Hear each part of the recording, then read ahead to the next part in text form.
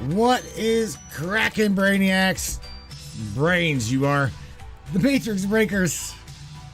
You guys question authority, question reality, question everything. On the other side of this, the life of Ashleigh Nichole. I call her the girl that walks in between worlds. Why? Because she pretty much does. She's had a long childhood of seeing all kinds of things. She has been an experiencer. She's an astral projector. She's a warrior on this side as well as the other side. Hang tight, brainiacs. On the other side of this, let's dig into the life of Ashleigh Nichole, the girl who walks between worlds on the Matrix Minds. Don't go nowhere. What do you say, brainiacs? You guys ready? It's time. It's showtime, brains. That's right. It's Matrix time. And it's go time.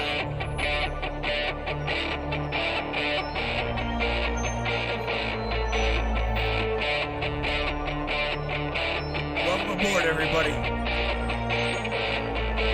Let's go.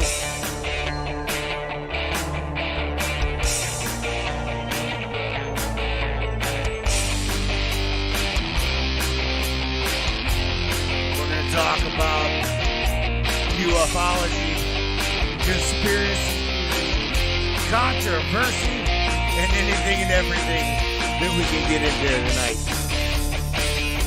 Let's go.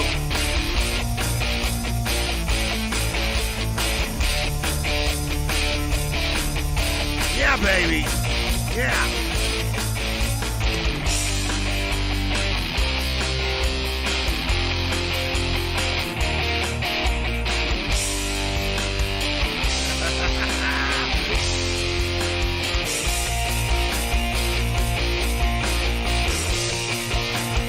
Get up, brainiac.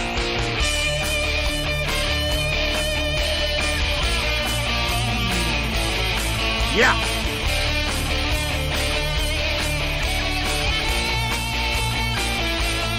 It's definitely your show. Your show, and we appreciate you for being here. Buckle up, everybody.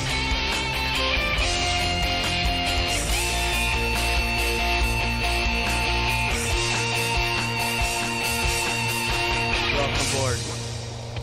Yeah, brainiacs, welcome aboard. No doubt about it. You guys heard a little bit, just a little bit, tidbit, snippet of the life of Ashleigh Nichole. I had her on here with me on Friday. We were discussing some things about paranormal. We were talking about, things like that, demonology, yada yada. But Nichole is joined back with me. I call her Nichole, Ashleigh Nichole, and she's back with me. So say hello to everybody. I go by Nichole. I go by Nichole. So say hello, Nichole. Mostly. Say hi to everybody. Hi, everybody. I hope everybody's doing well tonight.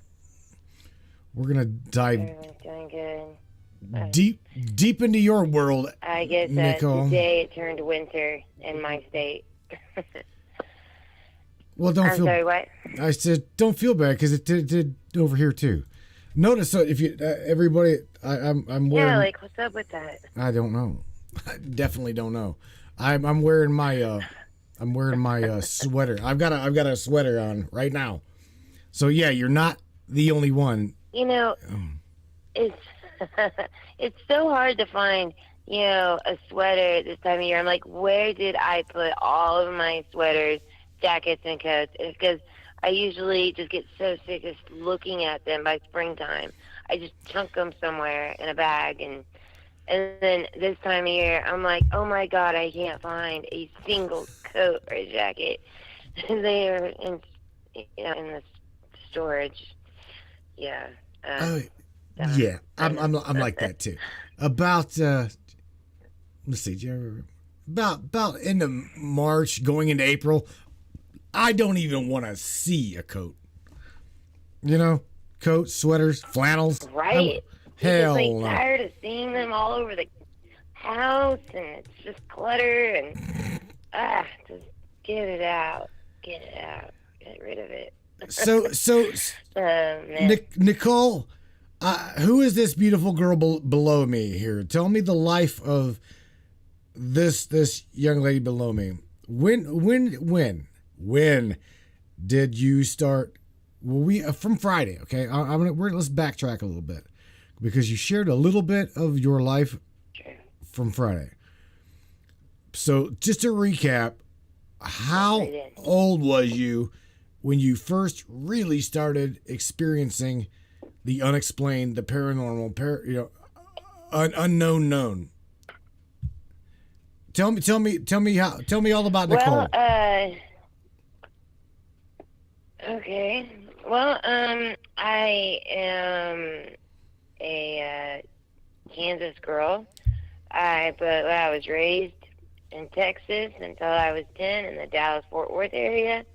Love that place. And then when I was around the age of 12, my family picked up and moved north of Atlanta, and I was very blessed to spend my middle school and high school years at the beginning of the Appalachian Trail up in the forest and in a beautiful house in the mountains of North Georgia.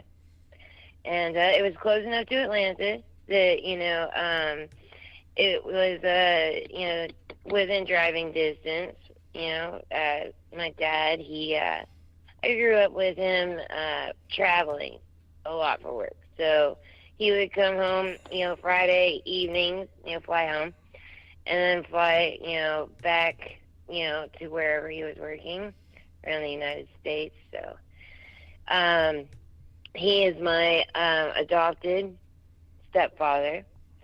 Him and my mom, they've had a very long, happy marriage, over 30 years now. Yeah. And my mother, she was adopted. Interesting thing there. And my grandparents, I was very close with my mom's I guess it would be her adopted parents, but I'm going to go forward calling them her parents. My grandparents had a farm here in Kansas, old family farm. So you could say that, we've been out here farming for generations. And then on my biological father's side, they were also here in Kansas for several generations, kind of poking around. So I'm related to two presidents, President Adams, the first vice president of the United States, and his kin, John Quincy Adams. Yep. And I guess, my first paranormal experience, really the earliest memories I have are paranormal. But for me, I thought everybody was like that. I had problems connecting with other kids growing up, especially since I have two autistic siblings. My brother, who is very close in age to me, he's non-autistic. He can't. He's autistic, but he's at like the worst end of the spectrum and suffers severe seizures, and that was hard to deal with as a kid. And my sister, she's not, she is autistic, but she's functioning. She's happily married and, working on making a family. But as a child, it was hard having siblings that weren't normal. And, I was never able to be like the other kids. The thing I always prayed for when I was a kid, every single night, really sad, actually. Every single night I prayed that God just make me normal. I just want to be normal. Man. I just want to not see these things. I don't want to know these things. Like, I was, why am I different? And I kind of felt singled out, and I still do, because to me, a lot of people refer to them as gifts, and it's hard for me to refer to them as gifts, because when you're a little girl and you can, see, great grandpa standing out, on the farm looking in your window every night, normal, like that's not normal. And No. I would go to sleepovers and I would be talking about things that were not there in front of parents of 4 and 5-year-old little girls that didn't want me around ever again. These are usually very Christian households because my parents were, we were very much involved in Christian, what are they called? Non-denominational type. Okay. Throughout my childhood. And, I thought they were crazy too. Nichole, because, the whole speaking in Nikki, the age. Give me the age that you started seeing these things. Like you're right now 34. I would you said say three. I'm 33. 33 right now. I would say 3 years old, 4 years old. Damn. Really. I had my first experience with an actual being around the age of, I would say 6 or 7, and the event actually caused my eyes to go from blue to green overnight. And I was not a child that had kind of hazel eyes and they would change with what I wore. No, my eyes went from blue to green overnight. I think that was my most shocking experience. And I have always thought that the angel was or this being, I don't really like to call them angels because they're so much more than that, but I'll refer to them as angels, I guess, for the people listening, was so bright that it had changed my eyes from blue to green. Like, I had this understanding that my eyes couldn't take the light. And actually, ever since then, I have suffered with a lot of very bad, light sensitivity from seeing these creatures, these beings in my human body. Actually has physically affected me. And I have, I was a sick kid. And as I hit, puberty, I was a very, very sick adolescent, in and out of the hospital.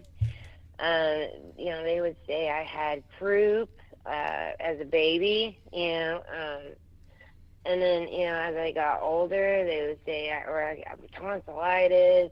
I got my tonsils out when I was under the age of 10. After the age of 10, they try to say it was, something like mono, and then as I grew into a young female, it was toxic shock syndrome. I've always just had this issue of spiking insanely high fevers and my body rejecting all manners of food and liquid altogether.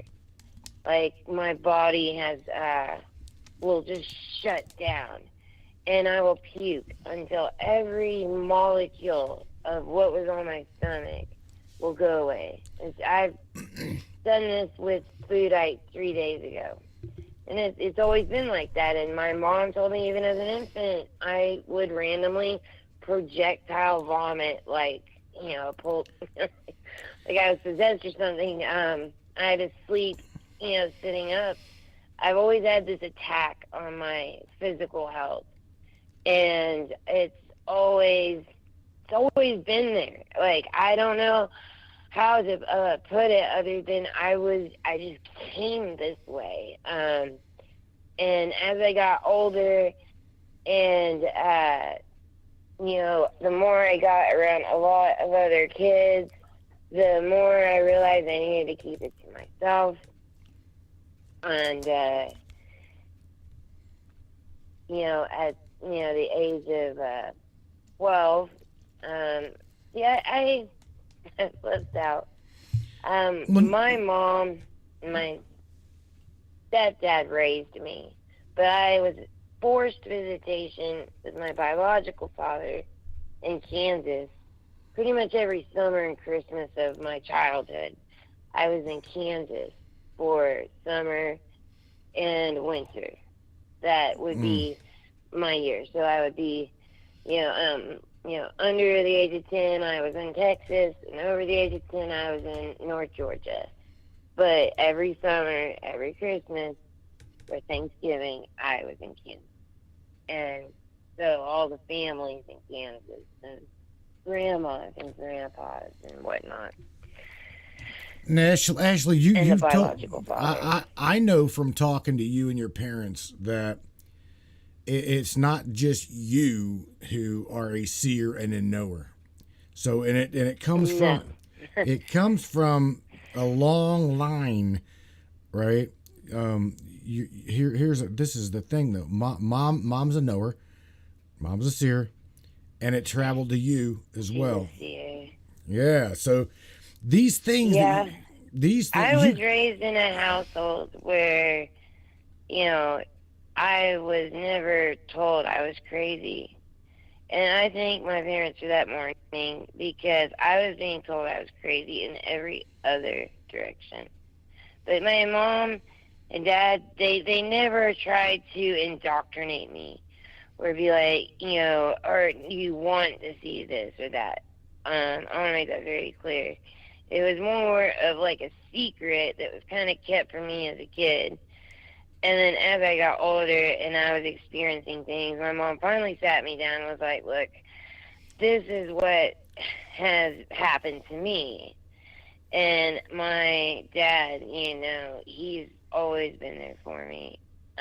He was the one to first explain what an angel was to me. And kind of, like a universal perspective that wasn't the crap that I was being served at my conservative Christian kindergarten. I was asking serious mortal questions at preschool, kindergarten age.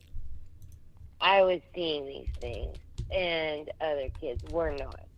I actually got in so much trouble in that kindergarten because I swore to every kid in that elementary school that their parents were so much liars about Santa Claus. Oh, boy. I got in so much trouble because I convinced like 300 students Santa Claus didn't exist and their parents were liars. So I got spanked when I got back from Christmas break. And yeah, I got spanked. Like, if you come back in January, and I got a spanking from the principal, and it didn't hurt. And I went home and I told my mom that. And my mom, she went back to that principal and was like, that didn't hurt. You need to do it again. And my mom told that principal that I told her it didn't hurt and laughed about it. So the principal spunked me a second time. But I didn't tell her it didn't hurt the second time. Get back on track, Ashleigh. Get back on track, Nichole. I don't like to toot my whistle, but I also have a very high, over 140 IQ.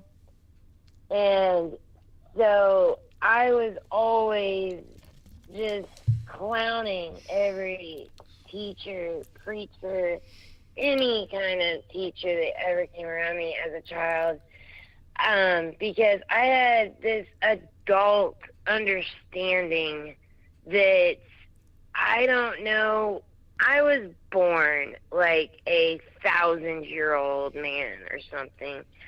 I didn't think like a child, and a 1,000-year-old woman, man, whatever. I never had that. I never got that ignorance is bliss thing. in my reality, what I was seeing was real, and I knew it had effects on the physical environment because in this certain house we lived in, and it was, get this name, Stubbsville. So this is Stubbsville, Texas. And I had this, like, loft. It was like a second floor loft. And every time the angel would come to see me the next morning, there would be little black mold, like imprints of the shape of the angel in the wall. And I remember those memories, like, clearest. And I know that, you know, when we lived in Stubbsville, I was very young. That's when I was starting school. So, I mean, that would put me at 4, 5.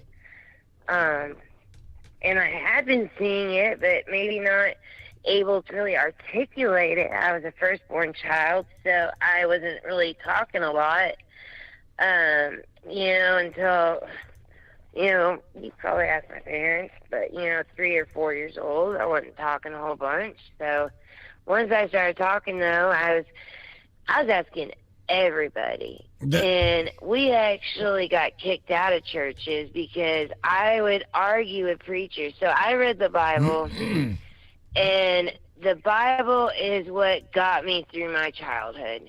And the book of Enoch, and, like, so let's back up. My dad, he is like Einstein. This guy, he studies for fun.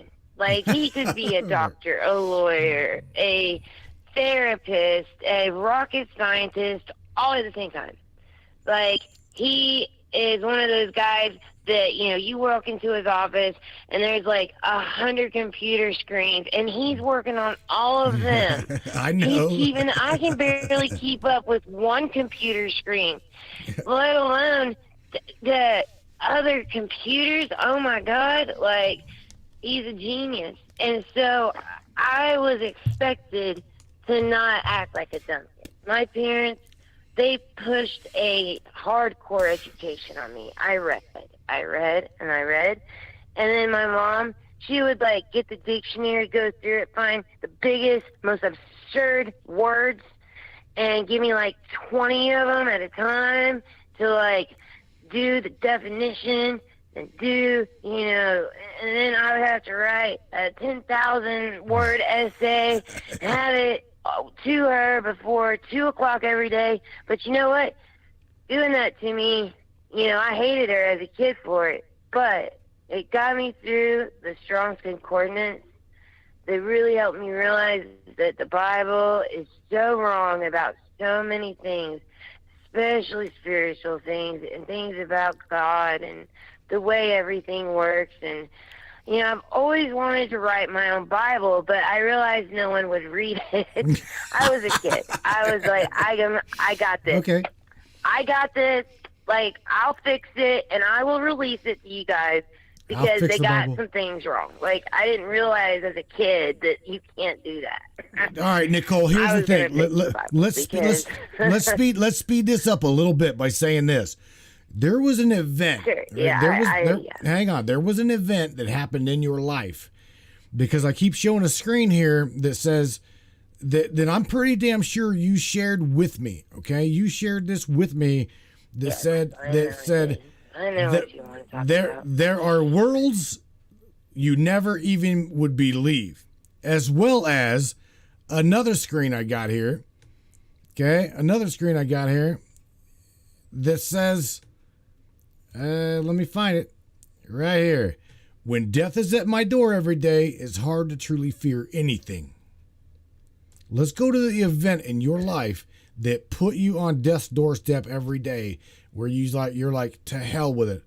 I'll fight this. I'll fight this. I'll fight this.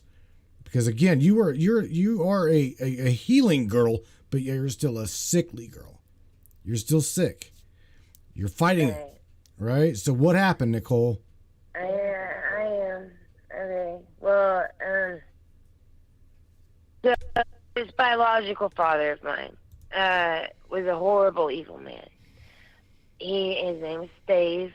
I don't say his last name or anything, but nobody go and tell him I said this. But when I was a little girl, Steve, I won't call him Dad. We'll call him Steve from here on out. Steve, he and his buddies, they consider themselves Satanists. And let me tell you, I am out in rural nowhere, Kansas. And this place is popping with some Satanists. And it scares me because it's so just open and okay amongst the elders in this community, which I know personally because this community is so small. And these farmers that have been here 100 years and their parents were here 100 years before them, all of them just have always done it, I think. And so my mother, bless her heart, she grew up in a farm in nowhere, Kansas, and her first marriage wasn't a smart one. I don't blame her. But my biological father sacrificed me to Satan and did a ritualistic pre-buying ceremony. And so what this ceremony is it's a representation to Satan of what you're going to sacrifice. And then you tell Satan what you want in return. And in this type of ritual, there is a time span that has to be kept for the spell to stick.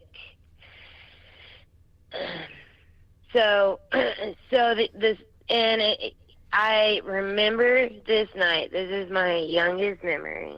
I don't know because it was so traumatic. I have had people tell me it's impossible to have a memory at this age.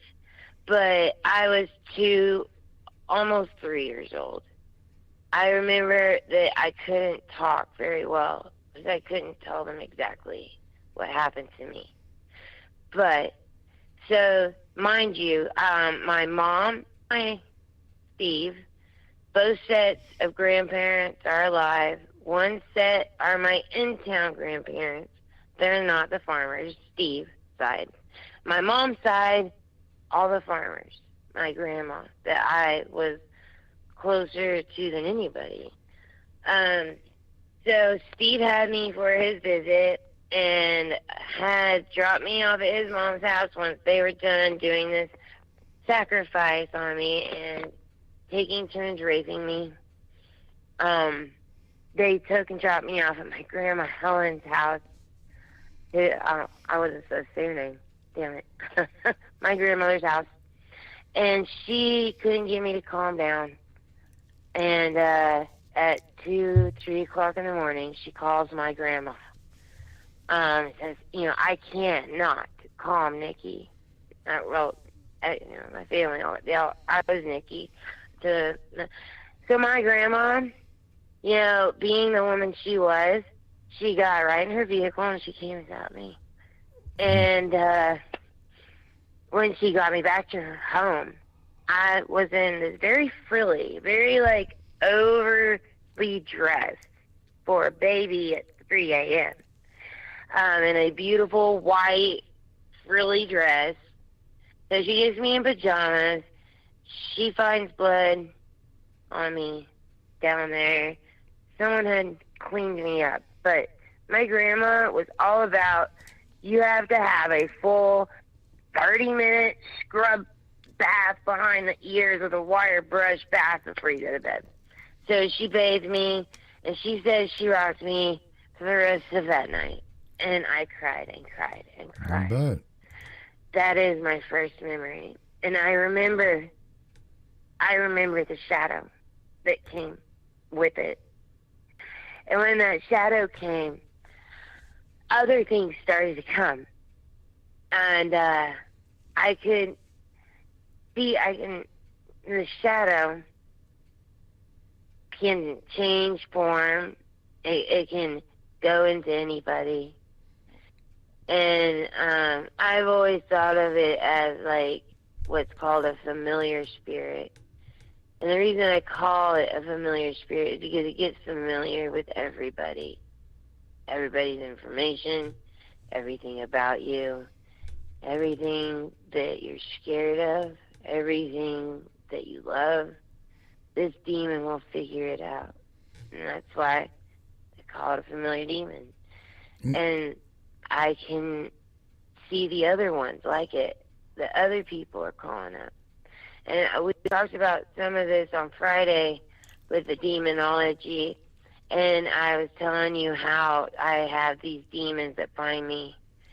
Well, just last night, some man who I have not seen in 5 years shows up at my house at dark, trash drunk, and tried to get me to have sex with him, kind of maybe a little bit too forcefully, in front of my own home while trying to get him to leave. To the point I got so scared that somehow my cell phone was sitting on the seat of his truck, that I just got away from him and got in the house, locked myself in, did not go back outside, and just prayed that this man would leave, and he did. And that man was here telling me about, some gossip, we gossip, small town. And he's got this trash ex-girlfriend named Annabelle. Oh, well, I ain't supposed to talk names. Shit. Okay, so he's got this trash ex-girlfriend. And he's telling me that she's got, like, all this stuff for witchcraft, and she's practicing tarot, and her 14-year-old daughter is witnessing all this and says that there's a demon in the house that scares her. And he's telling me this before he, tried to, be like, oh, he's so hot. Oh, we should make out right here. It's dark. I don't care. These trash drunk will not leave. I've asked him to leave like several times.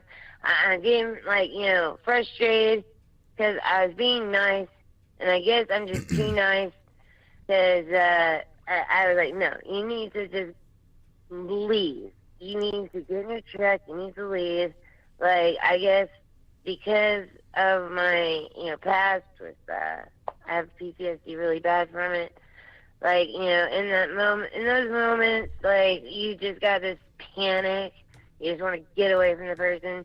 So, yeah, today I don't have my cell phone or my debit cards because I hide my debit cards and my cell phone because I had to get away from this guy that came to just attack me. As soon as nobody was looking. Nichole, I got a question. I got a question. Out of curiosity, you believe, like we believe, in what's called an NPC, right? A non-playable character, right? Let me ask you, because I call them earthbound spirits. All right, question. Mr. Percy just dropped in the chat, which made me think: could this guy possibly be injected into your world, injected into your reality as an incubus? A succubus is the female. A succubus is a female demon, and an incubus. Okay. Succubi. Right. Do you think that is that a possibility? You think? I'm being real. I'm absolutely being real. That's a huge possibility, because as soon as he grabbed my butt and tried to grab me by my hair, like he went in to kiss me. And he was like, "Oh, you're so hot. We should just do it right here. Come on, Nichole. I'm never gonna stop hitting you up. Please, come on. I'm not gonna leave until you say yes." And just he was very hypersexualized and trying to come at me, and it did scare me. And I do feel like it was an attack. I 100% feel like he was sent to attack me because I did Matt's show Friday, and I told all over them. And even to top off the story, the cherry on top is that he's here because his daughter's scared of a demon in his own house that his trash ex-girlfriend conjured.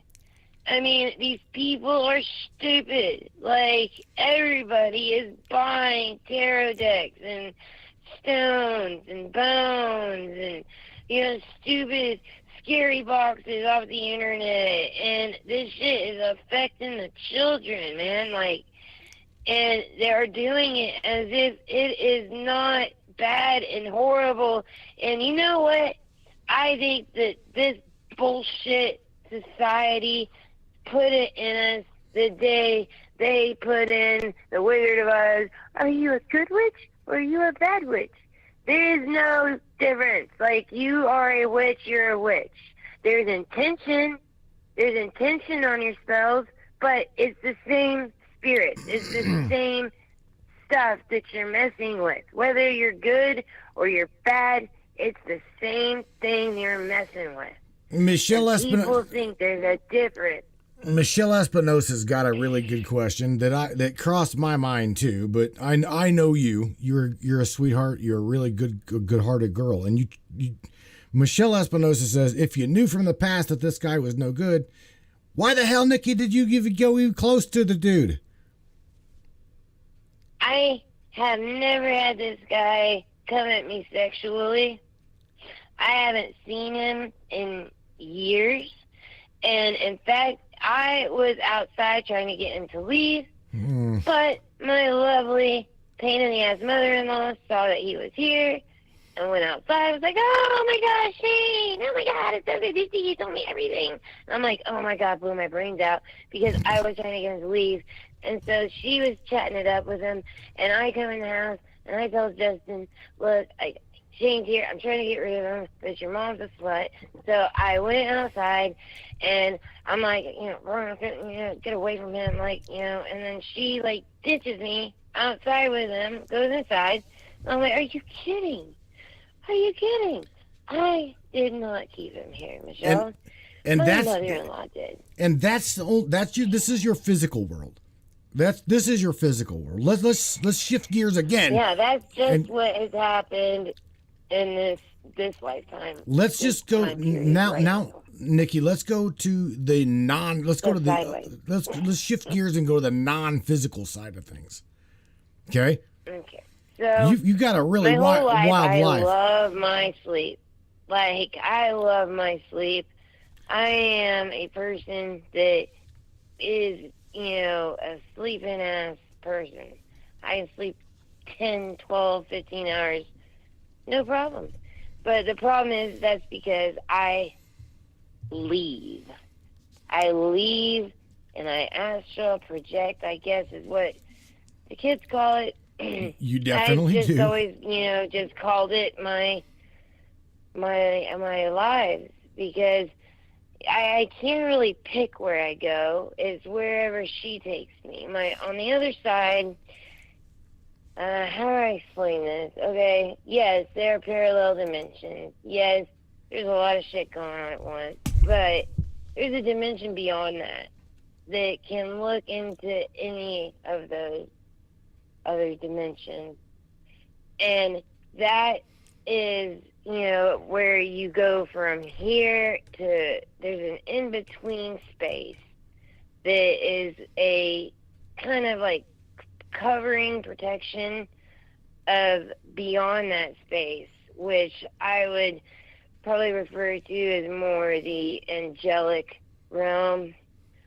And my job in the angelic realm, I'm a very high-ranking leader, is to track demons that have escaped into the angelic realm, and I carry a master key.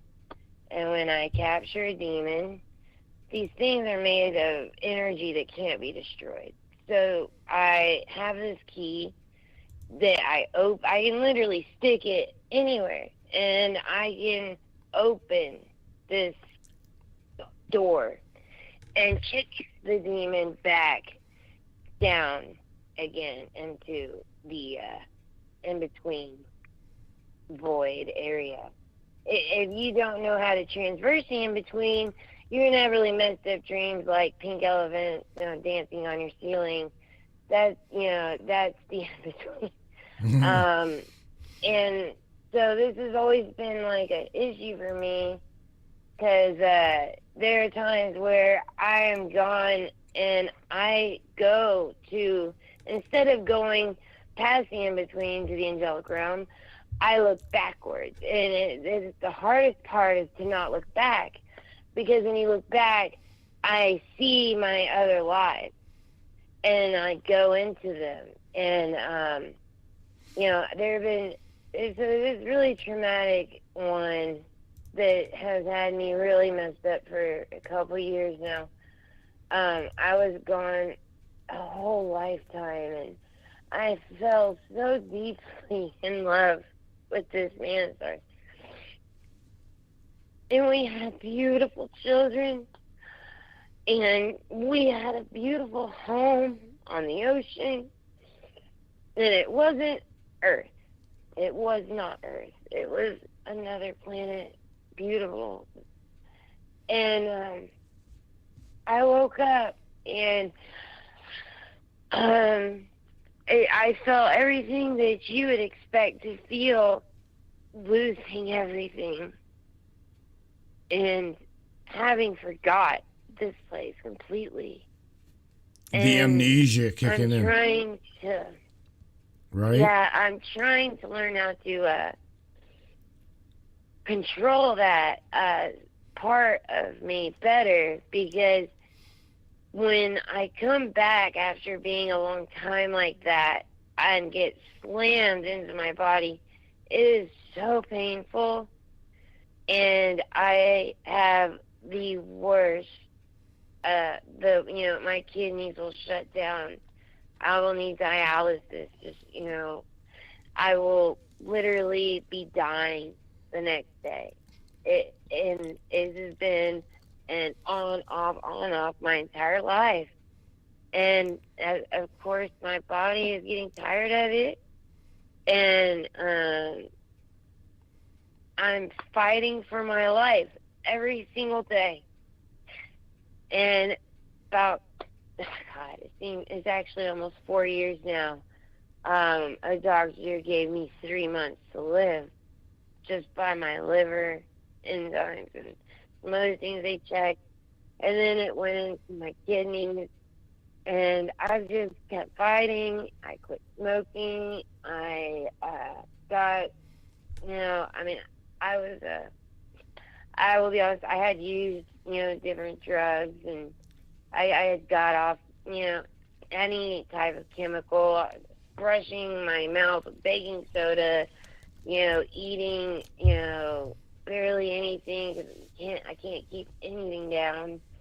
I actually get excited if I keep something down. Like, it blows my mind. Nikki, I got a question. Do me a favor, because I can describe. Michelle's laughing because she's like telling Julie that I'm all about the astral world, and I am. That's no joke. But the astral plane, it is an existence outside of this existence. I truly call it the other life. Okay, if you want to have another life, that's the place you can have another life. The problem that I do believe that Michelle pointed out to me after the show that you and I talked a little bit about paranormal on Friday was Michelle Espinosa pointed out, shaman, that you have a tendency to bring this shit back with you. Okay? And you do. You definitely do. To the point where you told I don't me know how to stop it. That's something you would have to discuss with her. I don't truly know how. Me and Michelle have talked in the past. But me and Michelle have talked in the past, but I have been working with a what are they called, therapist, regression therapist, and I actually found, okay, so all of this connects. Okay, so this thing that happened with Satan, it opened up it ripped the veil wide open for me. No doubt. And when I was 12 years old, I had the best Christmas of my life. So my birthday, the shit birthday, is exactly 2 weeks after Christmas. And so my Christmas is always my birthday, and my birthday is always nothing. And I was visiting my biological father, and they probably gave me a $5,000 Christmas. I'm not even playing. My hands had blisters on them at the end of Christmas that day because of opening so many gifts that I actually had to continue opening gifts the next day. They bought me this bike. The thing I was the happiest about was this 16-speed mountain bike. And let me tell you, that was the cool bike to have back then. We didn't have smartphones. We were out on our bikes, like we were outside.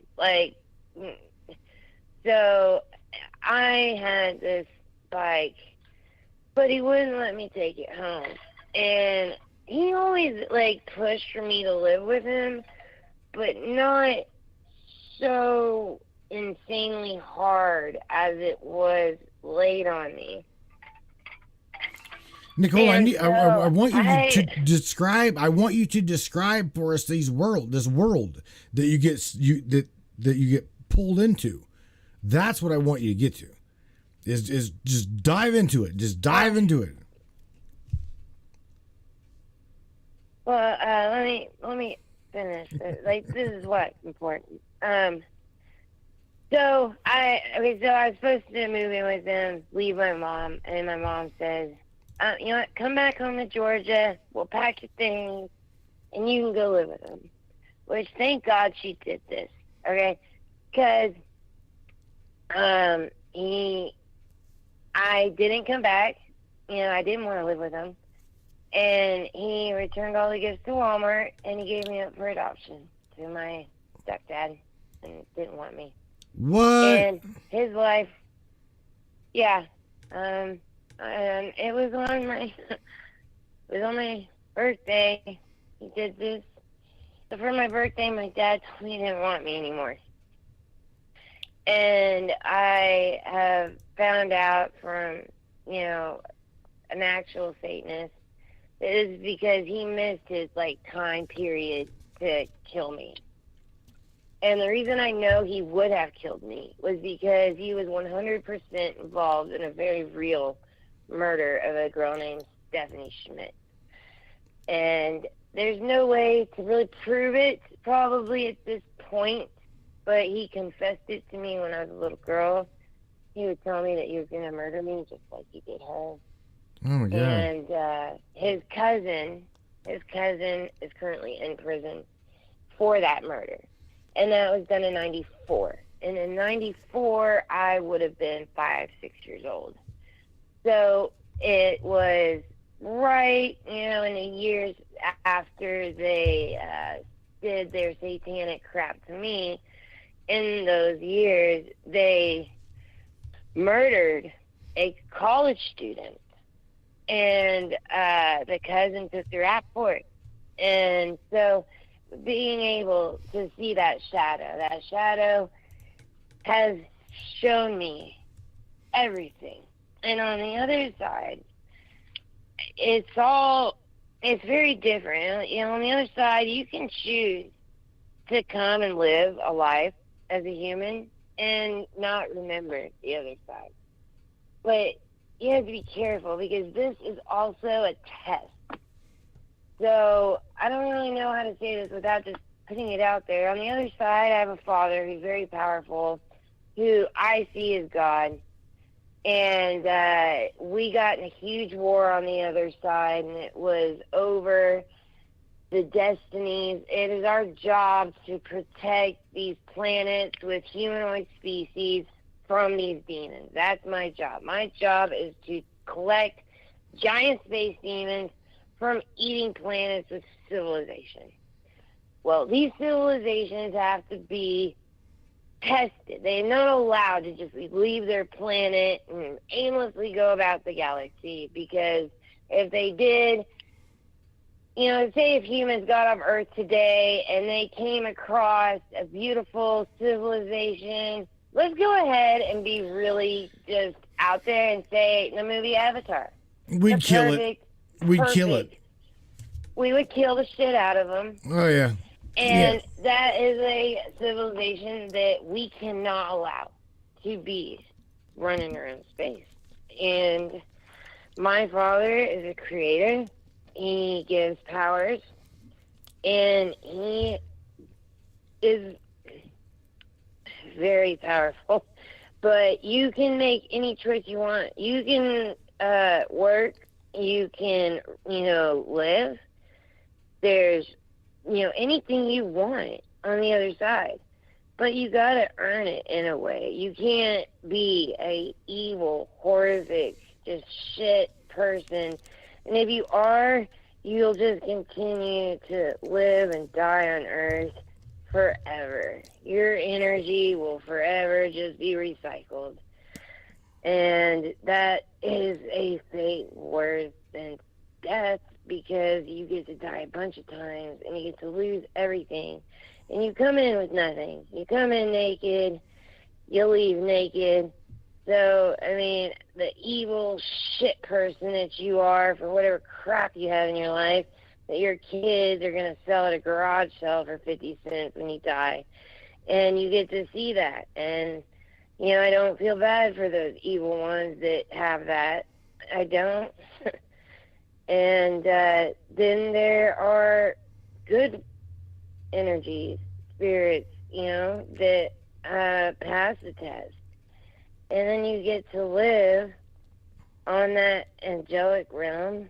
And most of us choose to work and do something for the betterment of several planets. Like, Earth is not the only place that this is happening. It's just that we have prevented you guys from communicating, and there have been alien species that have made it through. And there have been, even gods that have been down here before. It's all very real and very connected. But because they are not in this dimension, they are above this dimension, they are not something that we can really compare ourselves to in any way, other than they are a lot better than us, and there's nothing we can do about it. No CERN machine or HARP machine or any crap they build. I don't matter how big a telescope they build, how many whatevers they build, no matter how many bunkers they build, they will not ever be able to hide or escape us. And humans will continue to not be allowed off planet Earth. And I can tell you, the veil is coming down. People are waking up, because I was a part of the project when the veil was built. What happened was this planet was destroyed millions of years ago, and so we had to rebuild it, and we seeded it. And we seeded it with humans. And then my father came in and thought it would be a good idea to make his own race. So then he set white people down, okay? I hope people might have a problem with the way I say this, but that's what happened. Adam and Eve were white people. There were already humans on this planet, okay? Adam and Eve were something different. A way to have the DNA available on the planet to be able to cycle a spirit as powerful as, say, mine through a human's DNA. We had to make changes. And so there was a time period of change, and there were adjustment periods, and we had to come and deal with business during those periods. But from the side that you're on, it seems like, we're in the middle of it. But on that side, this has already been done, but not finished. What do you mean by what do you mean by already been done? What do you mean by that? Okay, so most of this has already happened. That's why we know who won. But there is still one thing that has to be done that hasn't been done, and that's our physical return in our actual physical other side selves. And I know that that will be done together. I don't know exactly when we're coming, but we're coming. And we're coming with our ships, and we are coming with our armies, and we are going to change and destroy everything. So this goes back to my Phantom Matrix glitch, and that is what people are calling, or people call, the return of Christ, or the return of the Christ consciousness. I don't see it the way that the Bible says that it's going to happen. Okay, consciousness returning in the clouds. I believe it's going to come in the clouds, but the event I see a lot like you're describing, Nichole, and that is they're coming back to literally we're just clean showing house. up. Like You know, they say in the Bible that when he does return, the whole world will know. Well, the whole world will know because our ships will be taking up the sky in every corner of this planet. There will be no one who doesn't know we're here.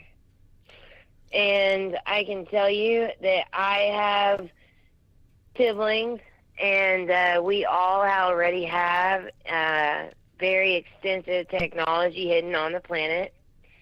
And my sector was the Egypt area, and so I put the Sahara Desert down to hide all of my technology and weapons from the human race. My brother, he put down the Amazon forest, like a dick, but he put down the Amazon forest to save his stuff. Did you hear that? Did you to make it desert? Did you hear that? What a dick! That's the love that they share amongst one another. Yeah, to outdo me. Wow. Yeah. Now, but like Nichole, my brothers are. Here's the thing, though, Nichole. You're bringing this back, and you're talking about this the way I talk about my astral journey, okay, or my experiences on the other side of but it's literally right in front of your nose, and a lot of people can't say they don't grasp that plane of existence, realism, is just right there.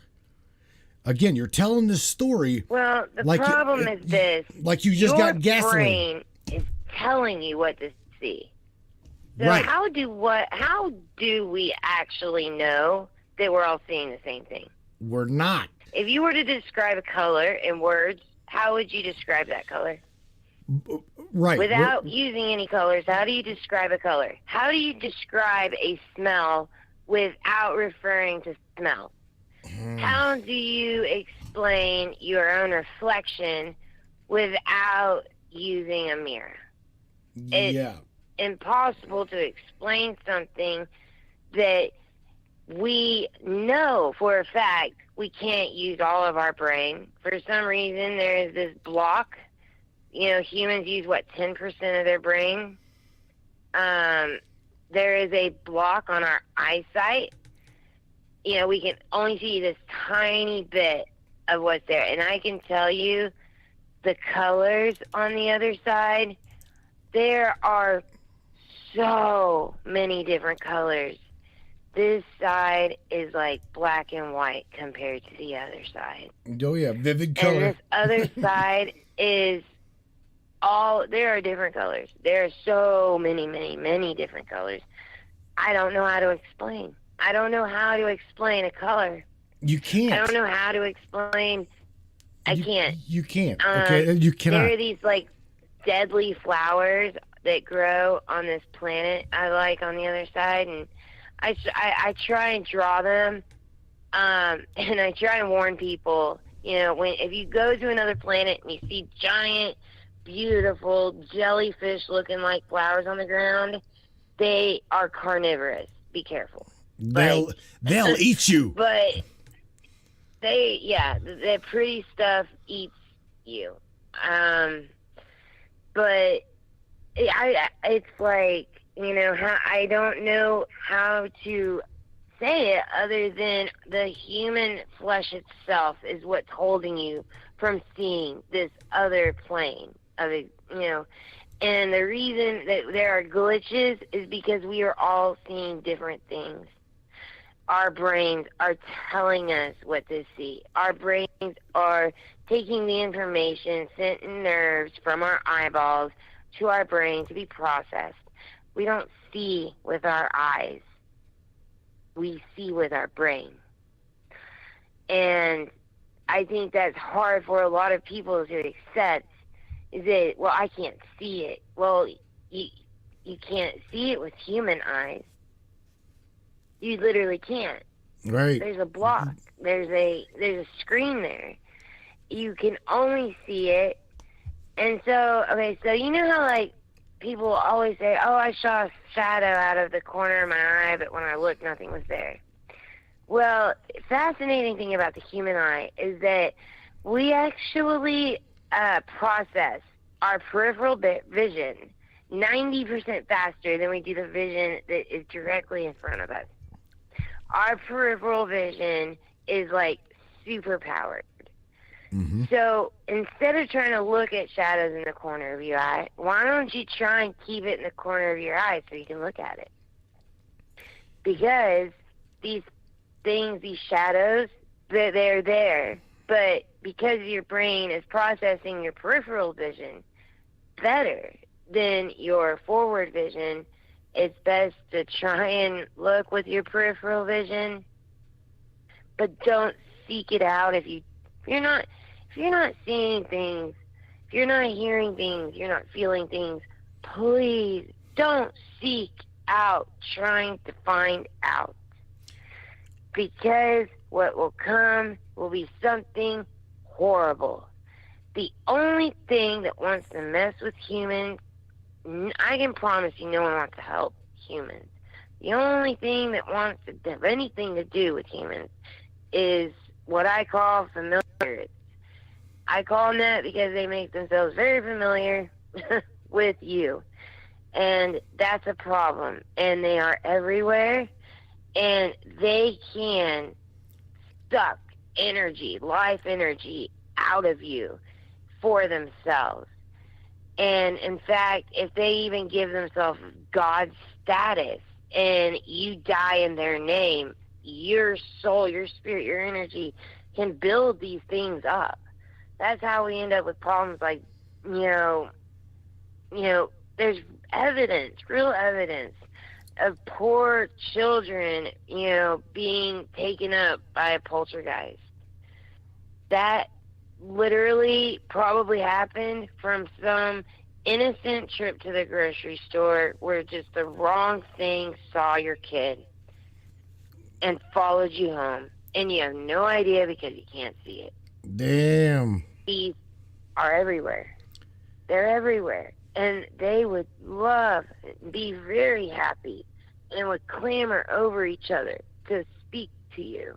And these people are doing these EVP sessions and, ghost hunting and trying to get views and listens and likes and loves, all that crap.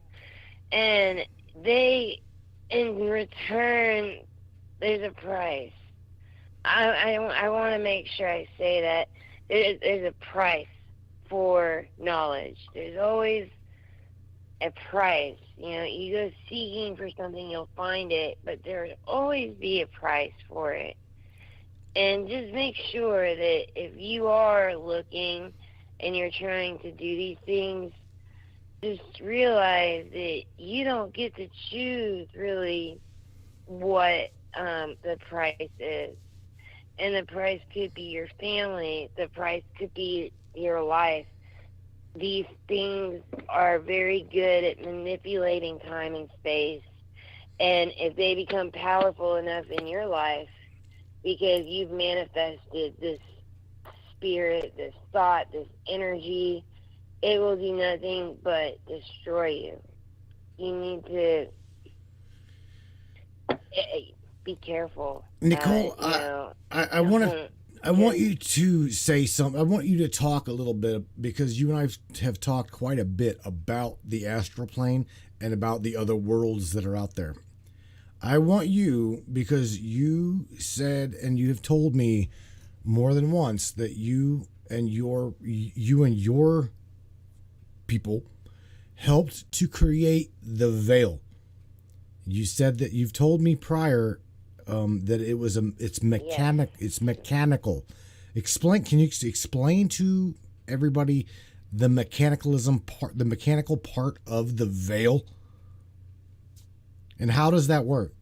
Okay, so like I said, there was a short time of human civilization where, like, humans could perform magic, could harness magic, had much more use of their brains, were living for way too long, and they quickly took advantage of this, and we quickly had to come up with a solution because we needed the test to come out accurate. Like, you can't test people that know all the answers.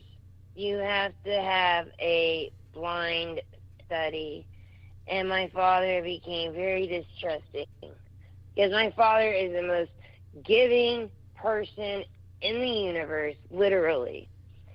And my eldest brother got very jealous that, my father pays a lot more attention to his creations than he does us, his actual children.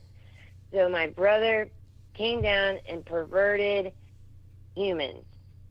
And what he showed them was actually pedophilia. And my father, heartbroken, me and my siblings came together and we're like, okay, we got to fix this. And I don't want to sound like this, but there's really no other way to sound like.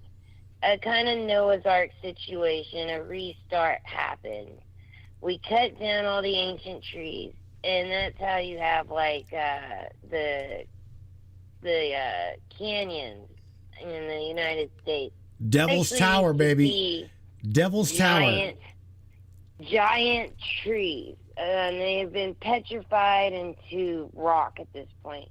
Kind of like how all of, back to that movie, lived in that giant tree. Avatar. In that movie, Avatar. Avatar. I can actually they were show all them over the planet. What you're talking about. Let me do that. Let me show them what you're talking These about. were giant trees. And so back then, what kept the atmosphere was called the firmament. And back in those days, the entire Earth did not have a North Pole, South Pole type atmosphere. The whole planet was tropical. And every night, the dew would come, and the dew would water everything. There was no storms or rain. Wow. And the trees could go up into the firmament, and humans could interact with the gods, and everything was good for a while until it wasn't good. And so we had to take all that away. We had to take the ancient trees away, and we had to do some DNA reconstruction and reset. And so the firmament is a gold particle. It's like a gold particle that we put across the entire planet. The firmament came down. It flooded the entire planet. It got rid of predatory animals like dinosaurs.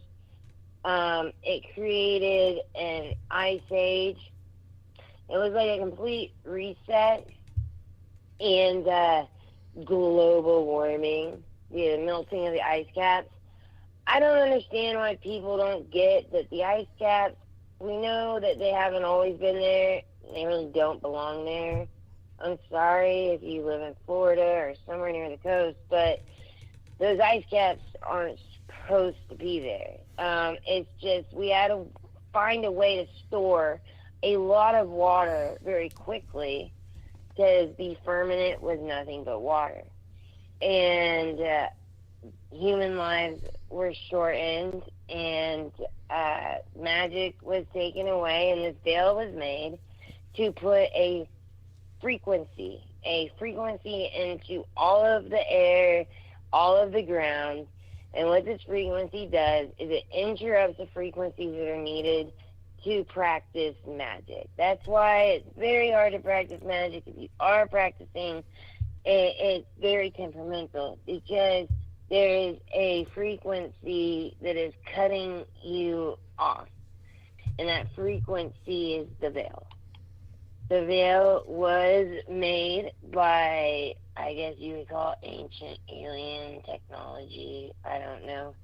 But it's very highly, it's amazing technology. And there are hidden satellites that, put this frequency into this gold-like powder that covers the planet that keeps the magic from working properly. And as this veil comes down, demons will be able to access more power. Therefore, you will start seeing a lot more demons in the flesh, which, if you've been on YouTube, some people have caught some on camera. And it's just going to keep getting more worse. And everybody's feeling it. Everybody's waking up to this, like, what is this, like, feeling? That's why everybody's being drawn to witchcraft. They're trying to figure out what they're feeling, and it's because magic is slowly being returned. And as the veil winds down, the more nervous I get, because I know that once the veil is wound down, they're going to be back. So we're looking at a very short time frame, and the more the veil winds down, the more you're going to see extremes. And extremes is like, I don't like to sound like this, but I know some people have their beliefs, that's fine, but the perversion of our children, the straight up globalist bullshit propaganda machine. It's very evil. People have become very evil. And then, there are very good people, but it seems to, like, there seems to be a bigger and bigger space in between what's good and what's bad. And, I'll say 50 years ago, the way that children act today would absolutely blow away any adult 50 years ago. They'd probably take the kid for you and go beat their ass. It's scary. Like, this generation that's coming up now, I guess they're Gen Z or whatever, they're all entitled brats that have no perception of the world around them, and they don't know how to do anything without a smartphone in their hand. And actually, a lot of psychological research has been done that smart devices have actually made us dumb. And you're seeing that sounds now about right with the younger generation. Yeah, the smart devices have made us dumb and lazy, and it's completely true. It's 100% true. When I was a kid and I had to write a 10,000 word essay because my mom was, evil like that, I had to go to encyclopedia sets. Okay? These little brats, they, with a click of a button, can have 10 different sources for their 10,000 word essays. Yeah, you're right. You're absolutely right. So it's made us really dumb to the point where teachers are like, well, they can look up anything they need to know. Like, I'm just going to sit here and teach what I want to teach. And, of course, we know the teachers are the angry Karens of society. They don't get paid enough. And they got to deal with your stinky, stupid brats all day. I mean, God's sake, I don't see how a teacher wouldn't be crazy in days like this. It's blowing my mind how we teach how we treat our teachers, but we expect our teachers to, go above and beyond, and we're literally barely feeding them scraps. I mean, we asked for this, and we have put our trust into the school system. And I will say this, my parents, they realized at a very young age that they would have to educate me themselves. I was also a very naughty student, and so I spent, a good chunk of my 7th grade year being homeschooled, and my parents bought a high school curriculum, and I sat on the beach in actually St. Pete Beach. I did my, 7th, 8th, 9th, 10th, 11th, 12th grade all on St. Pete Beach, but I accidentally did it all in a year. So by the time I was old enough for high school, 9th grade, my test scores were post-college. And they were like, well, we're uninviting you to high school. You're just a bad student. You're smart. Start going to college. And so I was done with high school at 15. And so I decided to take a break before college. And I decided 15, I'm out of school, to move in with a dumb boyfriend and try and escape. And I escaped to the other side of Florida. I'm joking. Savannah, Georgia. I was living in Savannah, Georgia, Hilton Head, South Carolina, in that area, away from my parents for a few years, because when I became an adult, I realized how in trouble I was, and how much it bothered me was I attempted suicide when I was 13, because I didn't like my life. I didn't want to be the weird one. And I had been attacked at that point so many times by so many different demons. Like, the things that happen to me just don't happen to normal people. And it's always been like that. I'm a jinx, I guess. I mean, I don't want to say that about myself, but if something dumb and stupid can happen to somebody, it's going to happen to me. Nichole, I've always had this target on me, it feels like, for these demons, and it's because of a unfulfilled soul contract that my father did on me when I was 2 years old. Nikki, I have this open hang on, stop, hang on. Stop for a minute. You before I forget it, you'd mentioned university. You didn't go to college. Let's talk real quick about the other side, university. You've seen it, I've seen it, your mom has seen it. There's quite a few people that I know who have seen the unseen university. What can you describe of it, and why the hell is it there? What is it?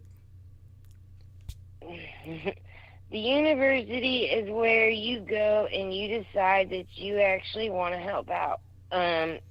Pretty much is what I say. That's where you go to receive your orders from God.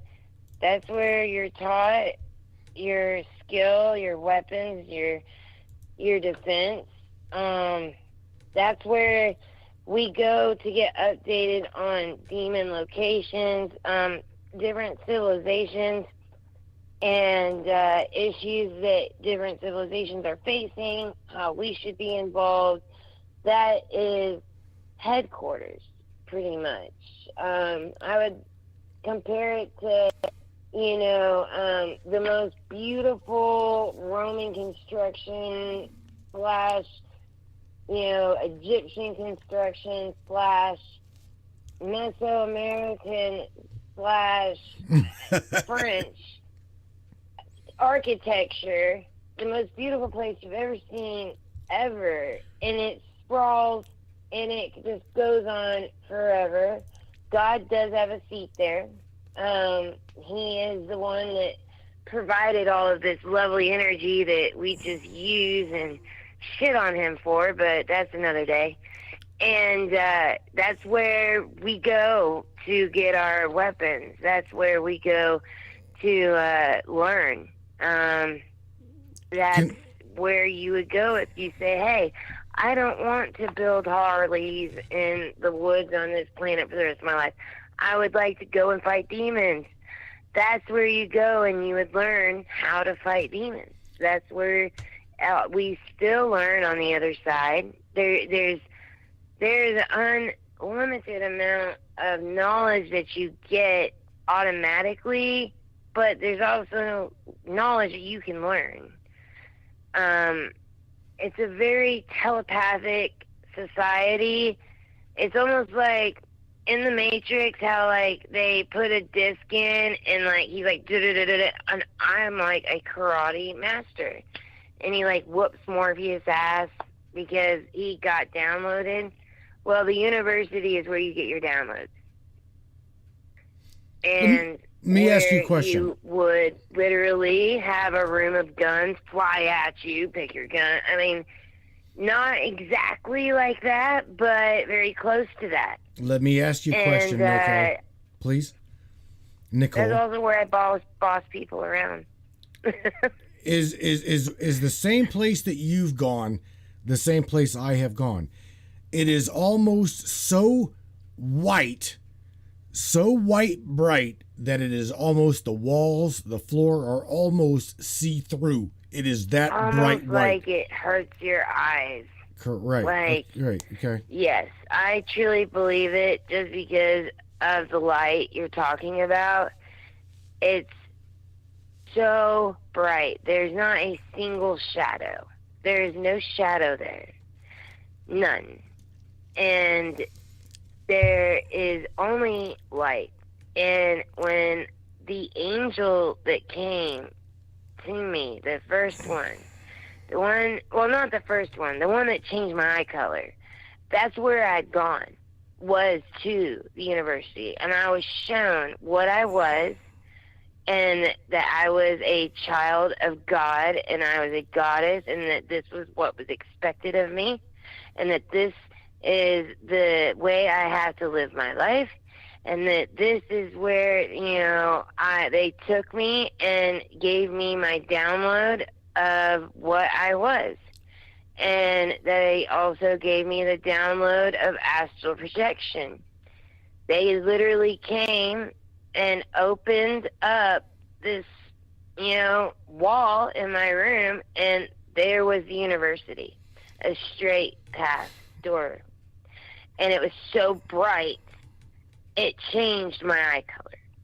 I actually probably would say I was maybe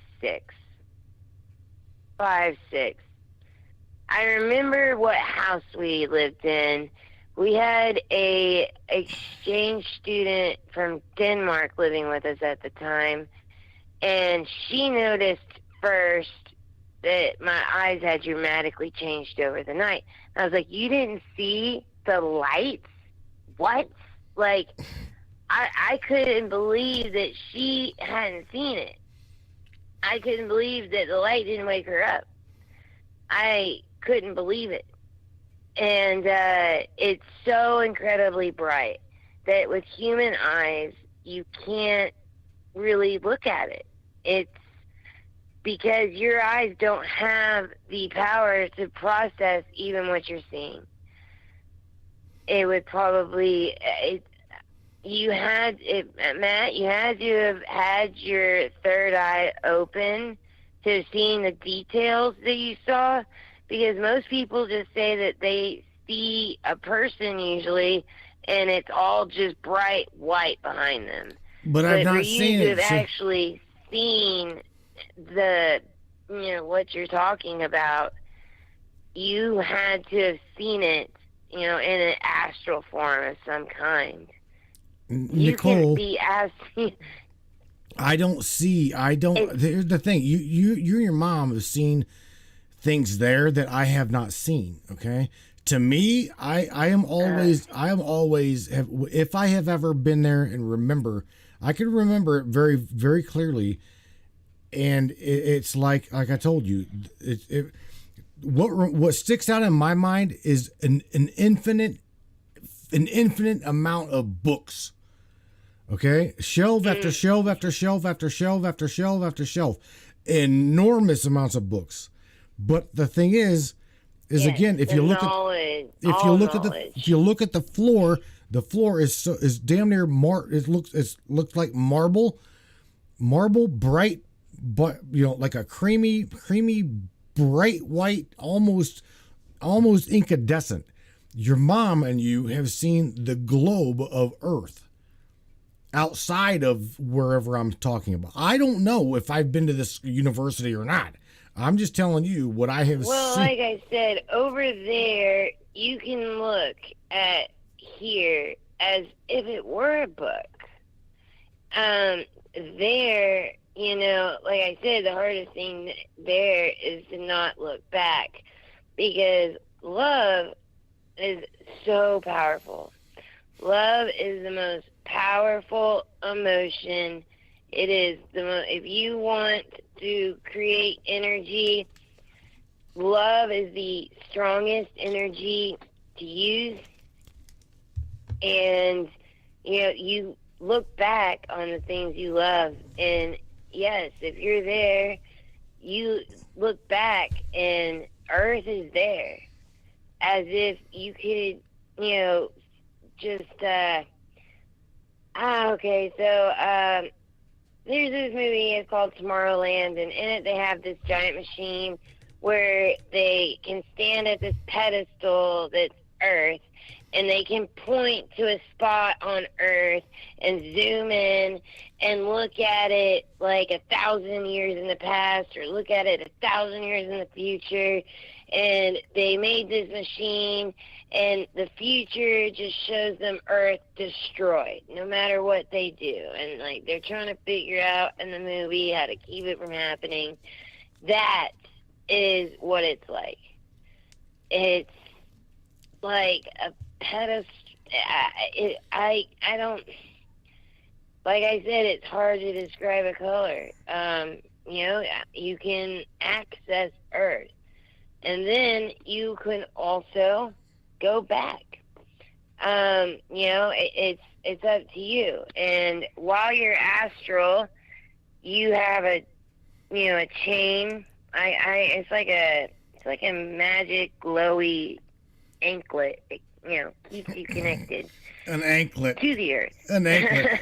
She's referring to the silver cord. It's a pretty ankle bracelet. It's called the silver cord. Yeah. Okay? Not the anklet. It's the silver cord. It's pretty. The Bible even is referred to. You can kind of yank on it, and it'll pull you back to your section in your time. But everybody has more than one section in time on this planet. I'm sorry if you don't believe in reincarnation. I don't like the word reincarnation, but that's the problem I've been having, is that my other lives that I'm remembering are causing me an intense.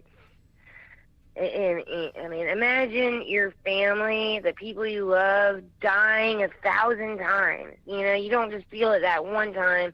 You feel it 1,000 times. Right. It's exhausting, and it's hard to find anybody that can even know what I'm going through. I'm like, I'm sorry, that sounds horrible, because they're like, oh, she's crazy. But it's, and Matt, I've known you almost over 2 years now, and I've never wanted to come and tell anybody any of this because of the way it sounds. But I decided, you know what, people can take it or leave it. I don't care. And I feel that they should at least know. They need to know. You should know that this is not it. And that if you're living for this right here, and you're not living for love, and you're not living like today is your last day, and you are chasing emotions and feelings and spirits that you are not having, you're making a mistake. You need to appreciate the love that you have in your life. Quit chasing money. Quit chasing a nicer truck.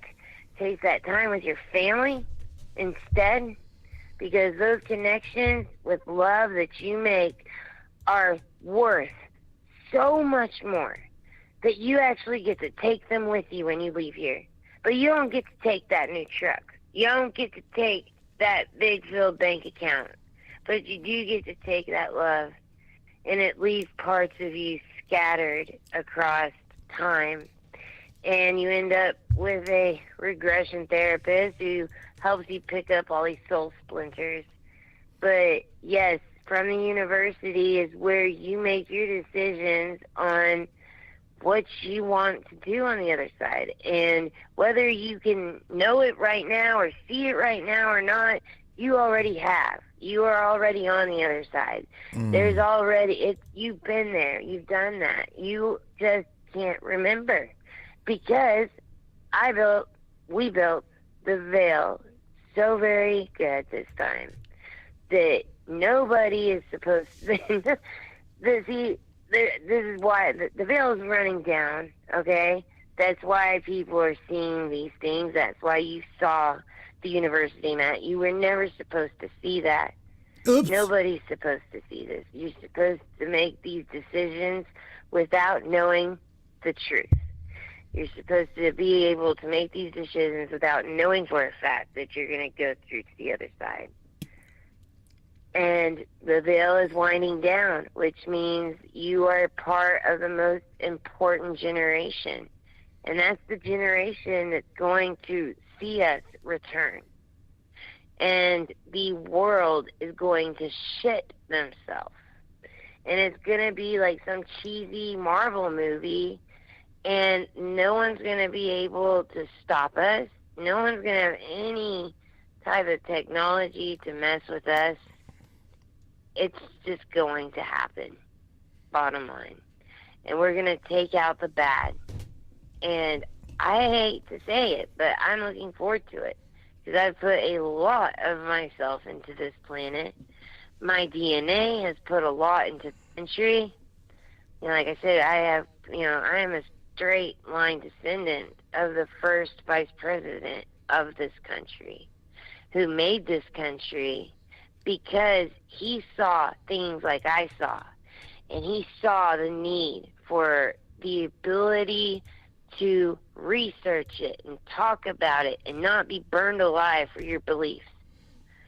And he had, the thoughts that, you should be able to talk about this. And it's because my grandpa and his friends got together, wrote the beautiful Constitution that they wrote that gives us the right to even be on the air having this conversation right now. And I believe that this is like the final warning. This is the final, bell. And we've given you guys a taste of what's there. Each person has probably experienced it a different way at this point, but you've had a taste, and I can promise you the other side is everything. And when you get there, this lifetime is like a blink of the eye compared to the time that you spend over there.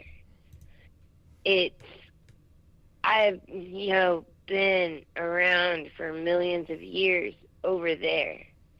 But a human life is like how we take the life of an ant really not seriously. That is how, a god would look at a human. Well, you have such a tiny life, such a tiny, tiny, tiny little life.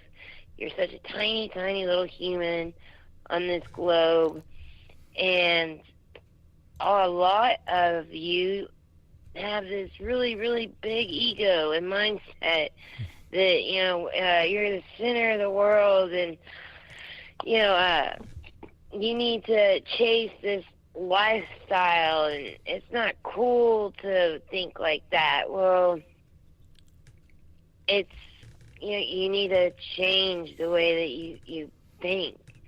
We need to really take a look at, what your kids are being taught in school.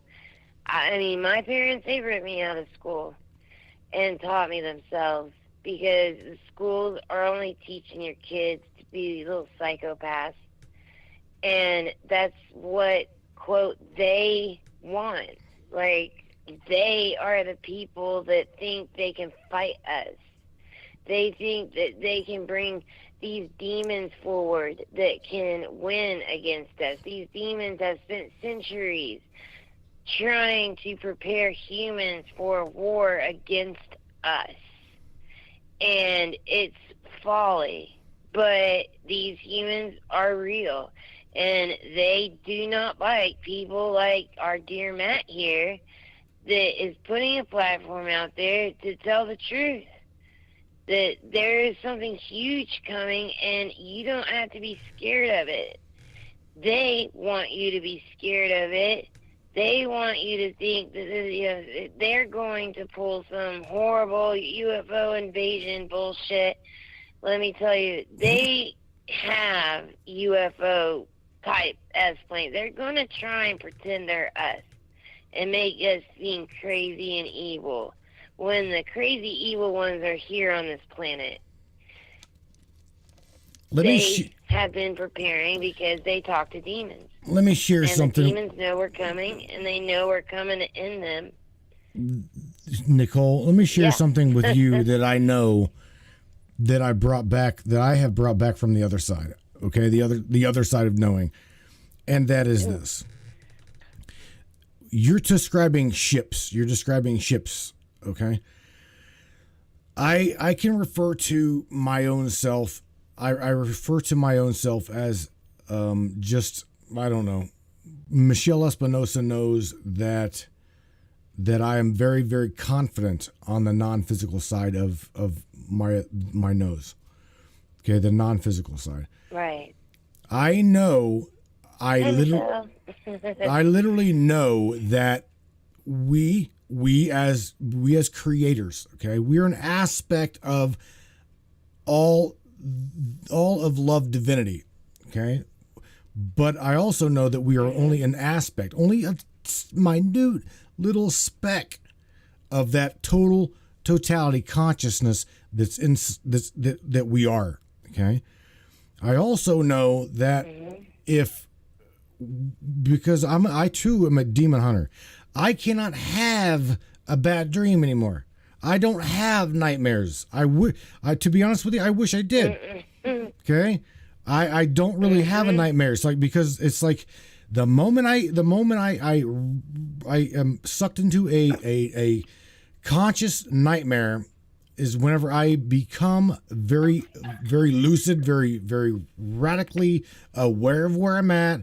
You become a fighter? I'm like, whoa, yeah, dude. Are you fighting? No, I don't fight. I don't even. Put it this way, I don't even give them the opportunity. You own them.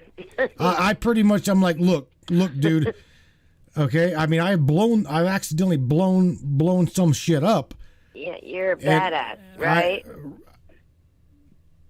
Short story. Compared to a demon, you're a badass. Just say it. Without a doubt, I'm a badass without a doubt in my mind. And I mean, it's funny you say that, because I tell my husband all the time, the only thing I'm scared of are zombies. Zombies? I'm not scared of demons. I'm not scared of werewolves. I'm not scared of vampires. I'm not scared of anything that they can throw at me. But you give me a human that I can't fucking kill, that scares the shit out of me. I get it. I definitely get it. The only thing that gets me. But I know exactly what you're saying, that you can't have a bad dream. And, he's been sleeping next to me for going on 16 years. And he is scared of my asleepness, because I talk a lot in my sleep.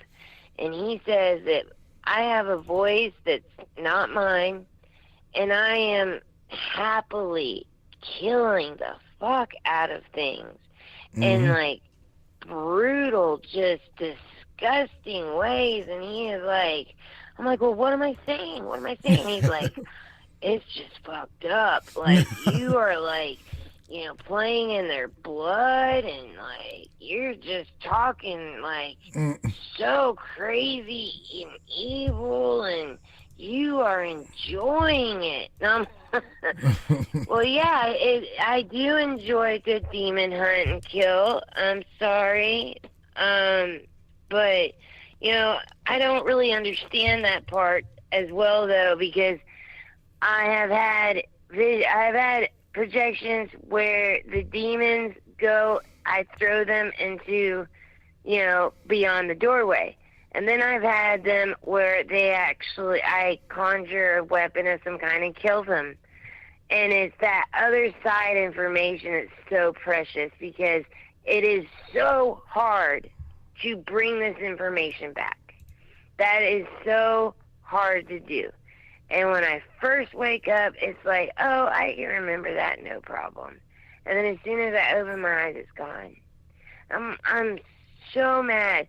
And what pisses me off is she will not help me bring information back. My astral self, she is a bitch. She will not let me have certain information and bring it back here. It just won't happen. It's that information you're not allowed to you're not allowed to bring back. I do know there are certain things that I've tried to bring back, and you literally cannot. It's not even tangible there. It's rejected completely. As soon as the human brain wakes up, it's gone. It's only in the astral brain, and it's probably important things that maybe we shouldn't be able to bring back, we don't know. But I can, I only know what I've seen, and yes, I cannot bring back all information. These are, the information I have has been given to me over a lifetime of doing this. And being as sick as I am, like, for example, today has been a really bad day for me. I started the day with puking all, I guess, the spit I swallowed overnight. I don't know. And my fever was 104 today. Oh, my Actually, God. 104.1. I would be burnt up. And, like, it's, I think we woke up to it being like 40 degrees outside or something, and I'm hot, I'm cold, I'm hot, I'm cold. I try and take a just sip of water. I immediately can't, I puke it. My body has rejected everything. I was almost late for the show because I had to just shut my eyes and try, and I've got a heating pad, and I put earplugs in. So, this is, my way. I've kind of learned to control some of it, because I found that demons will whisper in your ears when you're not in your body. And I had an issue with, sleepwalking. And so I try to, take all sensory away, and lay down, and, I'm just sick. I can't rest. I'm exhausted, but I go to sleep. I wake up sicker, and it's not necessarily every time I go to sleep. I have dreams. I have stupid dreams. Like last night, I dreamt that I broke the DVD player in the living room by punching it because it wouldn't take my DVD. And what's weird is a couple hours ago, I broke the DVD player because it wouldn't take my DVD, and I chunked it across the room instead of punching it. And so it's, it was a sign. Maybe it was, a little bit of deja vu. And I was like, instead of punching it, I'm throwing it because I know it's broke. Because, I dreamt of this. It's, or I've had the dumb dreams too with, there's elephants and I'm farming elephants in Kansas. I can tell the difference. Farming There's a very elves. huge difference in the feeling of dreams and then actually leaving your body and projecting is a very, very different feeling. And the best way to explain it to anybody is if you've ever had a dream where it just felt so real that you wake up and you just cannot stop thinking about how real it felt. Well, it's most likely because it was real. But because you woke up in this lifetime, you kind of shrugged it off. But it's very likely that you were having an astral projection of a previous life. Or you did make it to the in-between. And the in-between is crazy. You can run into all sorts. The in-between was made to keep things from being able to just walk into the angelic realm. So Yeah. there's this process. You can't just go to sleep and just walk up to the university. It doesn't work like that. It is a process, and you would know it. Like these dreams, these don't feel like dreams. They feel like life. When you wake up, you're actually confused because you're like, I swear that felt so real. Oh yeah. That's your brain starting the ability to be able to do that. And that's, it's cool, I guess, if you want it. It's not cool if you don't want it because I don't know how to tell you how to stop it. And I can tell you I've been trying so hard to stop doing this. And I talked to therapists and I talked to people who have years of experience with paranormal because I have really bad haunting in my house and this thing follows me around and it doesn't go away. And I've had every type of shaman, priest, everything try and cast this thing out to the point where I had a blind phone call with a satanic man who I went into detail with about the ritual that was done on me. And I was told, he put a contract, Steve put a contract on me. So I attract demons because it's a open contract on my actual life. So these shadows are extra bad for me. They don't scare me. They just more like piss me off.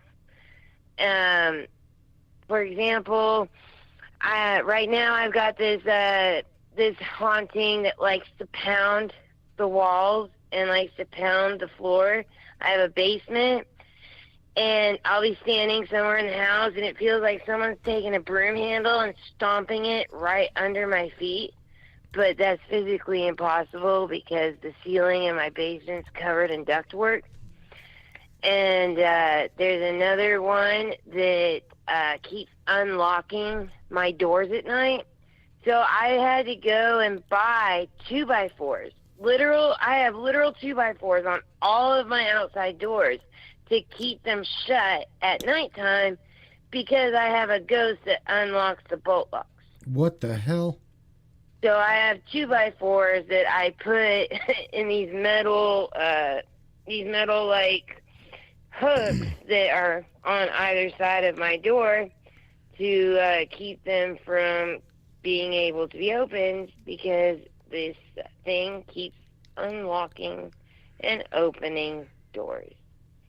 And let me tell you, it's a kick in the gut and goosebumps when you wake up and your basement door is wide open or your front door is wide open and you know for a fact that you didn't go to bed and leave your front door open. Leon in the Yeah. chat is already there. He's like, they want you bad. And that's no doubt. Michelle Espinosa's talked about this with you. Oh, I've yeah. talked about this with you. I mean, you've seen some shit throughout your life. There is no doubt about that. And Nichole, here's the kicker. I think there's more I have not seen. Why? It would be a shorter list. Let me ask you why you don't think, or why you cannot just be, as you're coming back into reality here, that demon per se that's like lingering you call a familiar, why you can't just like call it there, okay, call it back there, because you got to remember it is multidimensional too.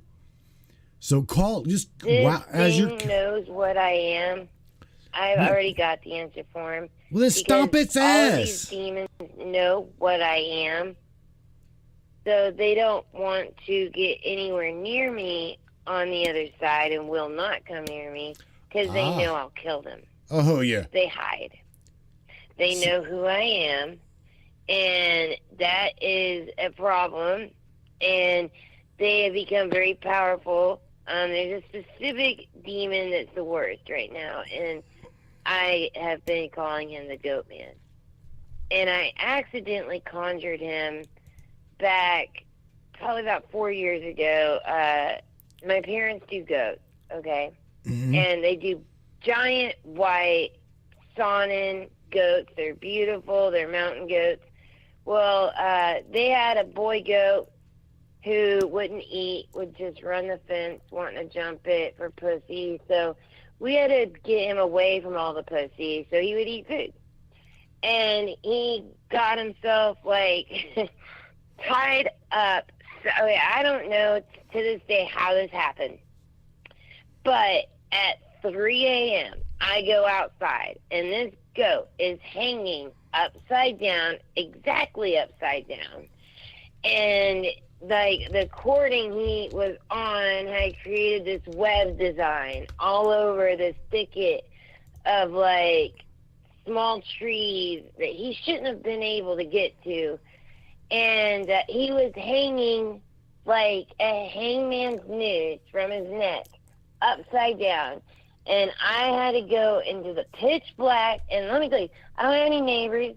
So when I say I'm out in the pitch black, there is nothing around me for 1,000 acres, okay? Like, we are talking, I am in the middle of nowhere. There's no light. And I'm out there just with a knife, just cutting away. I'm begging this goat, please do not stomp me when I release you, because this is a 400-pound goat, male, who's freaking out because he's dying.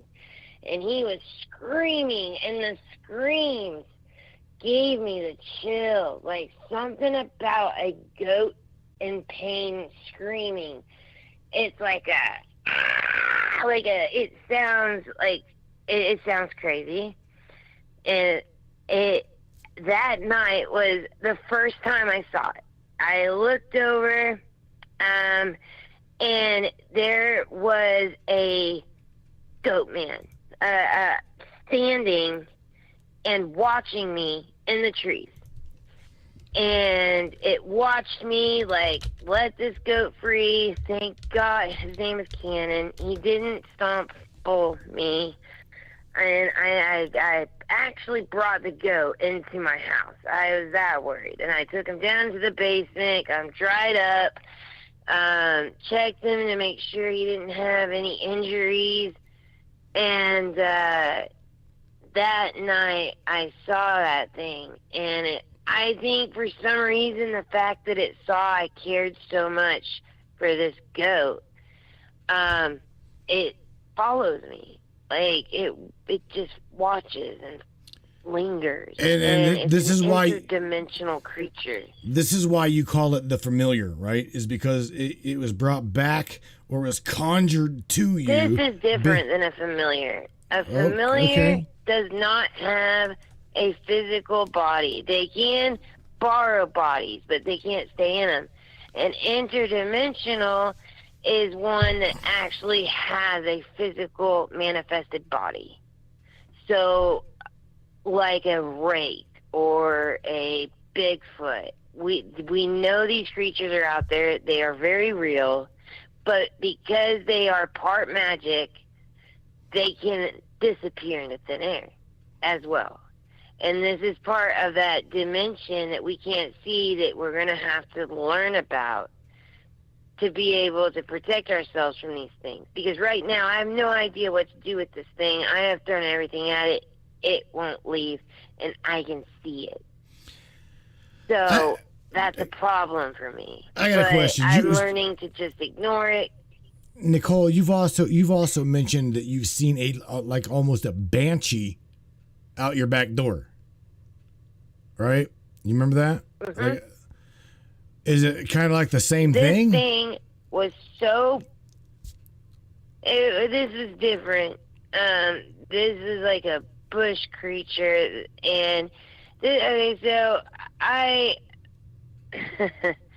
okay, so Kansas is known for our very large deer population, and our deer are massive. Like the males are the size of horses. Yeah, it's because they feed off of the corn. They are not spooked easily. Right. Yeah, these are corn-fed motherfuckers. Right, they're big when deer. You look out in your backyard and you've got 40, 50 deer bedded down by a human house in Kansas, and then I go out and I realize there's not just deer, there's coyotes, there's wild turkeys, there's wild fox, all out huddled towards my house in the light as much as possible, because whatever was out in the bush was scarier than me.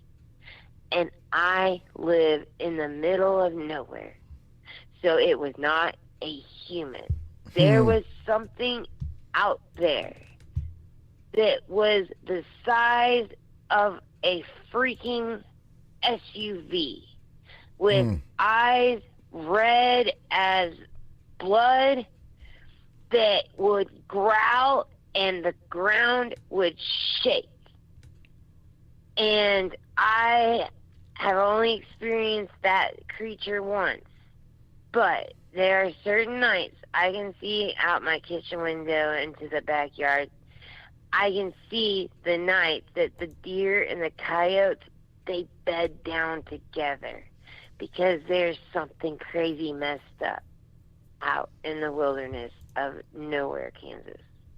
And I am not very far. I'm actually within 20 miles of the very, very famous spook lights, where you can go out to this dirt road. Like, I can literally leave my house and take 2 left-hand turns and be at that spook light, where you can literally go turn your car off and a orb will appear, gets in people's car, chases people. You can look up the Kansas, Missouri spook light. It's real as hell. Oh, it's real. And Look. Lightning. The UFO activity in the skies of Kansas, the UFO activity out here. Lightning McQueen says, Toe Mater talked about it, didn't he? Remember that? In Lightning McQueen? Lightning McQueen. Mater Toe Mater's. Oh, look, it's the ghost The Cars light. movie is based out of Galena, Kansas, and I live in the same county. And they've got Mater, a real Mater, over there in that town. But do you remember what I'm talking? That movie is based out of the county. Yes. Yes. Where he's like, don't look, it's the ghost light. Yes. Yeah. It was called the spook light, but people got, defensive, whatever. Ghost light, spook light. Ghost light, spook light. That's what I'm saying. It's in this county. It's in the county that I'm in. And that movie was based on 69 Highway. Shit. And 69 Highway cut. Okay, so we have Route 66, right? Yep. Famous Route 66. Well, they come in the 60s, 70s, 80s, 90s, and they have built byways around a lot of Route 66. Sure. And it is, in this part of Kansas, Route 69. And when they did that, traffic now goes around this Galena in Riverton, Kansas. Now traffic goes around it instead of going straight through the center of town like it used to, and all these towns are dying. And the town I'm near, Pittsburgh, Kansas, they did the same thing. They built the 69 bypass, so traffic coming through this part of Kansas no longer goes into town. It goes around town. And then it goes straight up into Kansas City. From there, it's a straight shot.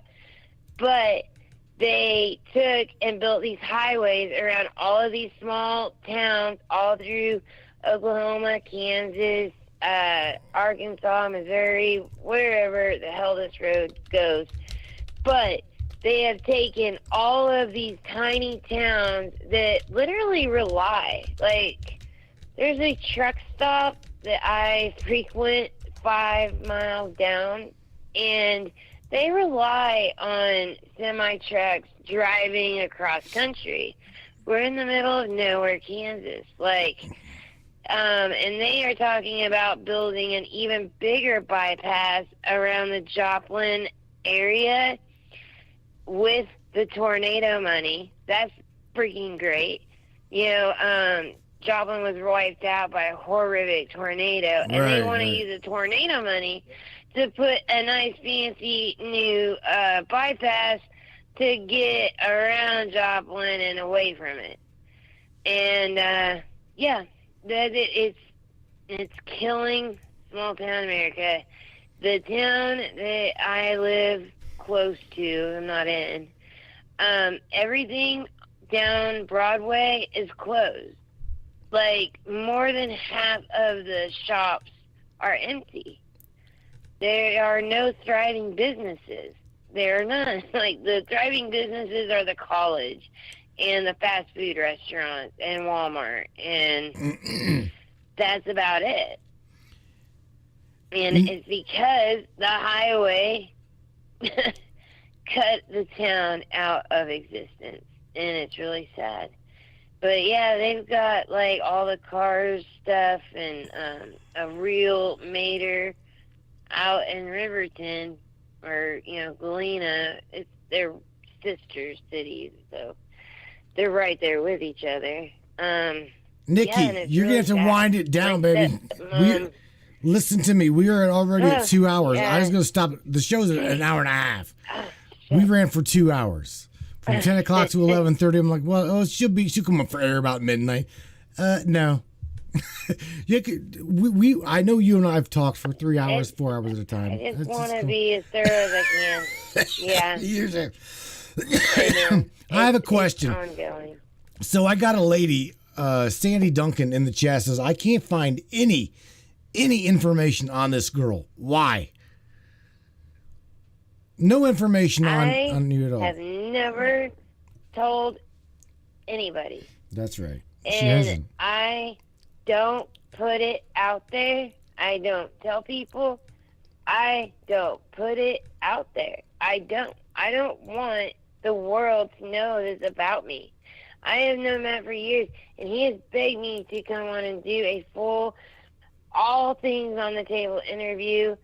And I came on a couple years ago as a Nana, and I let some go then, and that, like, the energy it takes to sit here and do this is overwhelming. And I know, like, I'm going to be, I'm looking forward to it, but my energy, I know I'm going to be smashed. It's because I'm trying to give as clear a picture as I possibly can.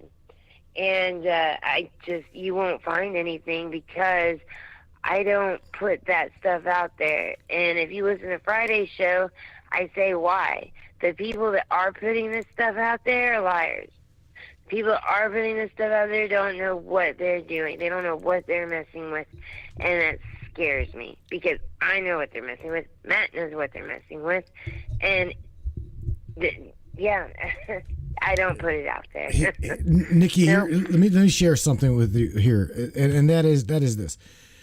A lot of people that call the show that I have on as guests.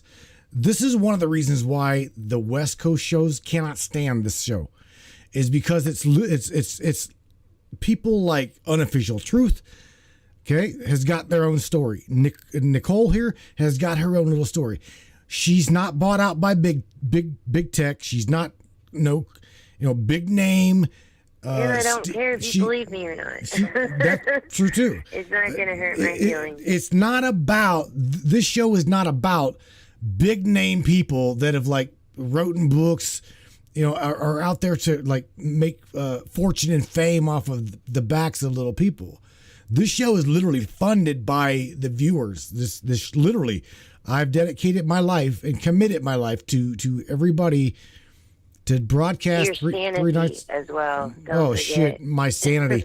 I don't have any sanity left, but nevertheless, it's people like y'all. To keep the show. It's literally people like you all that make this show. And if you can't, normal people. I call normal. Yeah, our normal. My normal. I thought about that after I said it. Yeah, the normal. I just had somebody ask if she could call the show. I'm like, yeah, absolutely. Jen Smiley, yeah, absolutely. Call the show. Make it quick though, babe. Trying to get out of here at 2 hours. Trying to get out of here at 2 hours. Just saying. Nichole talks. She can talk my ear off. For someone else to talk. You'd mentioned earlier about your eyes changing colors whenever you seen the university. Let me share with you before I kind of wrap it up. I'm kind of giving I'm giving Jen time to call the show. But anyway. Okay. My grandmother's brother. This you got to remember. We're from West Virginia, and he walked to church, and he was get a load of this. Okay, this will blow some Christians' minds, but he also studied the occultic wisdom. Okay, of like what's it called? Moving things, which is just moving things. Okay. Nevertheless, he was walking home from church one night and stumbled upon something in the middle of the road with red eyes. He had carried a pistol on him, but he was passing this thing, and something told him to turn, not to turn around, don't stop. But nevertheless, in the middle of the night, after seeing this I don't know, a cow or whatever the hell that had glowing red eyes, overnight, Nichole, my grandma's brother, his hair turned snow white. Crazy shit. All right. My God. Oh yeah. Area code 586. Is this you, Jen? That's Hello. some Moses shit. Miss Jen, is that you? Hello, this is Jenny from Michigan. Hi, Jen. Hi, Jen. What's up? Hi. How are you guys? Good. It's been a minute since I heard from you. Good. How are you? Yeah, I was calling in because this show kind of resonated with me. I have a friend that's going through some stuff, so kind of like what she's been saying is kind of what's been happening to her. And she's been What asking me for exactly is advice. happening to her? She has been like seeing things kind of like you when she was younger, like paranormal stuff. And she's been telling me recently that she's asked me if I'd seen like shadows out of the corner of my eye, and I said no, that I've never experienced any of that. But she's going through that right now. She's had some really bad dreams that she's been telling me about. That she's like, I don't know if she's a warrior in the dream, but she said that she has a long sword and she's going around and like killing people, like stabbing them in their heads. She's dumped their bodies like in like a dug out grave and like buried them with dirt. Like this was in like the last 3 weeks, and she's asking me for advice, and I'm like, I really don't know. I don't have any answers. I don't know how to help her. Like she's really having a hard time. She's really struggling. So I was just wondering if you could help me with anything or give me some advice what to say, because I really don't know where to go with this and how to help her. I'm really concerned. The way you can help her is to help her feel that she's not going crazy, that, if you are experiencing, seeing things, especially the shadows at the corner of your eye can drive a person mad just by itself, but dreams on top of that. My biggest thing is being perceived as crazy, and you're not crazy for seeing these things. You are seeing very real things, and there are a lot of people that are very sensitive to this, and they just don't know it. You're probably very empathetic, pick up on other people's feelings. A lot of people can pick up. I wonder if maybe there's a new person in this girl's life, maybe that brought this energy, or maybe it's an energy that's found her along the way, since you said this just started, right? So it's funny that you just said that. I really don't want to get into like her personal life, but there was somebody that she was seeing for 2 years, and then things just kind of like ended. So they haven't talked to each other in like almost a year now. So since like this relationship ended, she's experiencing paranormal behavior in the home, or? Well, it's been happening in her home for a while, because even her children, when they were small, is it the home they shared? Yeah, that her daughters would see things too, and she has an autistic son. He's really bad where he doesn't talk, he's not verbal or any of that. So she feels that what she really needs is she needs some sage. Burn some sage. Usually with any type of incense you buy, there's a base of sage in it. So really, there's a negative energy that has been left by this relationship, and energies can be left by yourself, a lot of high emotions, and it can impact you in your sleep, because in your sleep we're vulnerable. We're most vulnerable when we're asleep. That's why I said I sleep with earplugs, because I get paranoid that they're whispering in my ear. I would definitely say that she needs to clean the energy around her, be more aware of the type of energies that she's bringing into her life. All people carry an energy, and it's kind of scary that this happens, but it's a very dark, heavy energy that some people are able to carry. As the veil thins, the darker, heavier this energy will become, and I don't want this poor girl to become overwhelmed. She needs to take hold and recognize that this is a problem, and face it, and get rid of it. So she was saying that with her son being autistic, she's pretty sure that he sees orbs or something in his room, like flying around, because his days that he'll be in his room and he'll look up like at the ceiling and stuff and be smiling, and his days it seems like he's kind of like scared and like traumatized or something. So she knows that there's something there, and she asks me for advice all the time, and I said I really don't know. I went through some stuff myself, but not like what she's going through, like in the beginning of all the stuff that's gone down, but I just don't have any answers for her, and she's like, I don't know who I can talk to. So do you know, like, I know that she needs a sage, but is there anybody that you can think of that would be good for her to speak to that can help her with this? Yes, I do. Nicole, hang on. Let me talk to her for a minute. Here's Jenny. You talked about her son being autistic, correct? Yeah. Okay. Yeah. Let's keep it there for a minute, because the autist kids have the ability to channel, through somebody who is tuned into an autist. Now, we interviewed a lady by the name of Alex Marcoux. Okay, I've had her on the show, I want to say within the past 3 months. And she wrote a book. Okay. She wrote a book. The hell? Let me see if I can't bring up Alex Marcoux. but nevertheless, she is very tuned into that area. All right, so you may want to reach out to her. Well, Matt, you know that my mom is autistic, right? No. And my brother's autistic, and my sister's autistic. Okay, Alex And I Marcoux. completely believe that even though it definitely is probably why my mother sees as much as she does, is she's on the spectrum, the very light part of the spectrum, but on the autism spectrum.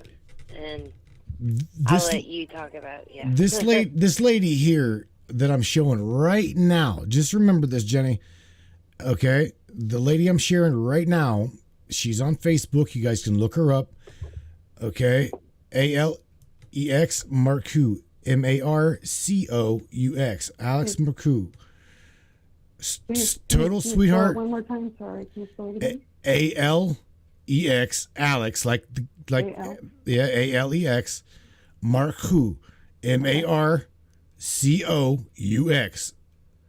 All right. Now she again the book. I'm gonna take everybody to her website real quick. Her book, Destination New Earth. If you guys remember this lady, she is the one that interviewed the autist, okay? And this book was literally written by her, the author, a channeler, and the autist child Daniel. Okay? That's what this book is. Mm-hmm. It's total sweetheart. She'll touch base with you, she'll talk to you and help you out the best way you possibly can. But I think what you're talking about is I'm just saying, okay, hear me out. The child is able to see and hear, and sense, okay, what mom cannot see, hear, and sense. She can't. Okay? So therefore, the child is getting all in an uproar and a tizzy, probably throwing fits at this point, trying to get mom's attention because mom can't see what the autist sees. Does this make sense? Well, I know my friend has experienced things for herself. Like, I don't know how long ago this was. I know that she said one time she was in bed with her husband and her hair was being pulled, and she told her husband to stop, and he's like, I'm not pulling your hair. He's like, I'm not pulling your hair. What are you talking about? She said, somebody's pulling my hair. And he's like, it's not me. I don't know what you're talking about. And then there's been like other things, like probably a couple of weeks ago, she called me. It was like, I just got done talking to her. It was like 4 in the morning. She called me back 15 minutes later, and she was tripping out. And I'm like, what is the matter? What is going on? And she's like, I put my phone on my dresser. I had it plugged into my charger in the wall, and something like ripped my phone off the dresser and ripped the charger out. And I have that little piece, the little metal piece that goes into your phone to charge, was still stuck in her phone because whatever it was ripped it off her dresser and made it go flying. And I'm like, I don't know. And she's like, and she was like tripping out. And I'm like, I don't know what to say. I don't know. Like, I wasn't there. I didn't see it, but she saw it happen, and she was freaking out. And I'm like, I don't know. I don't know how to feel. I don't know what to say. Right. So she's experienced other things too. Just recently, a friend of hers, they were out in the woods, had experienced something that just happened like a couple months ago that her and her friend both saw, and they both can't explain what it is, and they have no idea where to go with it. Was the thing in the woods the first thing that happened? She told me what happened when all this started. Does she know what the first incident was? This is what I was going to say. She told me how this started. She went down to, there's like a lake by her house, or like a trail with the water or whatever. She went down there, and she said there was a guy down there playing music, like on I don't know if it was a drum or what it was, and she said she doesn't know the song because there was no words, but he was just like singing some type song, and he said, this is for my children. And then she listened to him. She said, oh, that was beautiful, thank you. And then she walked away, and then she went back, and the guy was gone. And she said this is when it seemed like everything started happening. Like, it started more stuff started happening after that, is what she told me. So, She like I was said, followed home. So She was definitely followed home. If that was the music is okay. So just like I was talking about the veil being a frequency, music is the biggest tool, frequency that evil uses. That's why they hide, subliminal messaging in rock and roll. The frequencies can, that's why they use drums in ceremonies. The music itself, I would be very, I would be very sad if I didn't say I believe that she needs to go to her local Catholic church and ask for some holy water, put it around the corners of the house. They will give you holy water for free. They will help you bless your home for free. You can go to any Catholic church. These guys are there Monday through Friday, and you go into the rectory. It's like a house part looking at the church, and there's usually a secretary. And get some holy water. I would even look into maybe one of Matt's stones that he sells. Matt, I believe you have some protection stones, something that, could put protection.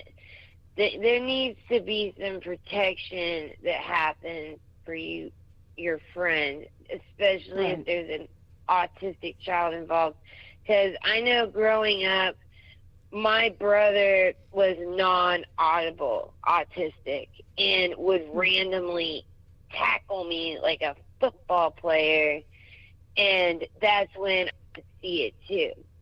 So I know that this, child is probably seeing whatever this is, but if it has been pulling hair and breaking things, it is not something you want to let hang around. She needs to go way overboard to try and get rid of whatever it is that's doing this. I'm saying holy water, I'm saying sage, I'm saying prayers. You're in Michigan, right, Jen? And like I said, Jen, I'm in Michigan, yeah. I would love to come. I would love to come there. I'm just saying, this right here is like right up my alley. I'm telling you, because I cannot find very many people around here that's got a haunted house. I used to do paranormal. The lady that actually certified me in clinical hypnotherapy. I will let you Airbnb here. I no problem. I mean, listen, Mansfield Reformatory is a really a soup pot for negative entities, right? And the lady that certified me in clinical hypnotherapy, Jill, she was a guide for Mansfield Reformatory, and she used to say all the time. I mean, all the time. I mean, I cannot for the love of me get somebody to like literally show me a house that they're scared to death of their house. I grew up in a house over here in Springfield Township where there was supposedly a man murdered out front.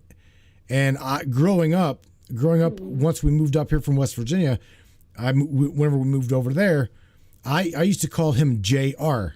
Okay, why I did, I don't know, but I referred to this man as JR. Not a very friendly spirit at all. Very, very protective of me. But not very, not content with my mom or my dad. I mean, my dad would tell me all the time he heard the front door open and shut whenever I wasn't nowhere even around. They've heard phones ring whenever the phone wasn't even, whenever the phone was like not ringing. We'd have lights come on. How old were you, Matt? I was about 15, I think 16. Yeah. That is bad. But see, So that's bad. the thing. That shit, that stuff has never. I back in the day, back in the day, I supposedly, I don't know, made a pact with the devil, but yet didn't. Because I always knew. But this was about the time I started waking up to real religion What and was things. your pack? Hang on. Just curious. I'll tell you. What did you want? Well, there you go. Let me talk for a minute. This. I told it. I knew that Christ would give me everything I needed, and that the demonic forces and blah blah blah would give me everything that I wanted. Right? I told it. I'm tired of reincarnation. I'm tired of whatever. And whenever I come back from the bathroom, I want to see this kind of female on my bed. I want a brand new motorcycle. I want all of these things. Blah blah blah blah blah. So now, mind you, I'm 15, 16 years old. You sold your soul for a chick and a motorcycle? Yeah, right. So listen. No, hell no. Going. So I go to the bathroom. I come back, and I walk into my bedroom, and I step 1 foot into my bedroom, and it's like, holy shit. I look over. The first thing I noticed was the temperature went like to subatomic zero, because I could see my breath in front of my face, and I remember I glanced over.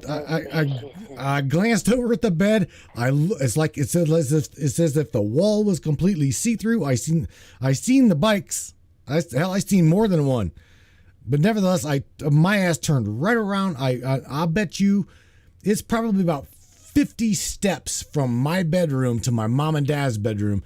And I turned around, and I'll bet you my feet touched that floor 15 times before I busted through my mom's door and ran right into my mother's arms. My mom, something woke my mother up. Did you ever cast it back? No. It's definitely nowadays. Now in my life I am in now, I would probably laugh at it. I would probably laugh at it at this point. I could give I could give two shits less. I am not the person on this platform or this planet. I don't care. I mean, I've if you tell me that you've got chairs stacking themselves on your table, I'll sleep in the kitchen and watch them stack themselves. I'm that person now to go to sleep to try to draw that shit back to do nothing more than to engulf it.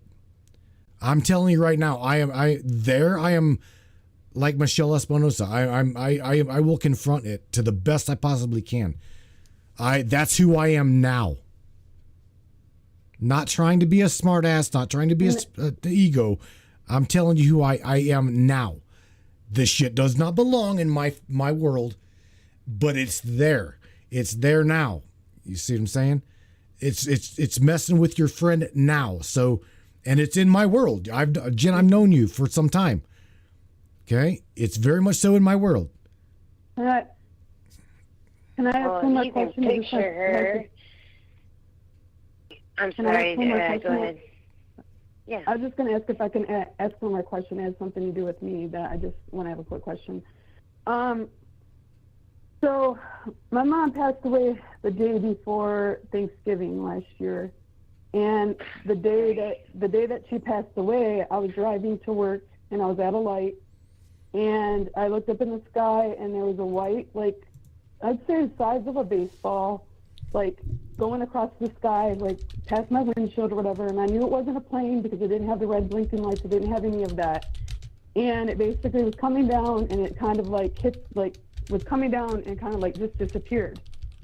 And I had no idea what I was seeing, so I called my husband right when it happened, and I said, I just saw something. I don't know what it was. I've never seen this before in my life. Do you have any answers? He's like, no, I don't. So I called and was talking to my cousin. She said, it sounds like you saw a spirit orb. And I said, okay. So I looked it up, and I saw the picture of it, and I said, yeah, I'm pretty sure that's exactly what I saw. So me asking that, would it being the day that my mom had died, would that have anything to do with it, or is that a bad thing? Because I really don't know. That's why I'm trying to figure this out. Is it a bad thing for me to have seen that? No. Is it an okay Let me thing? tell you Is it- something You're seeing it. about loved ones. What did your gut tell you?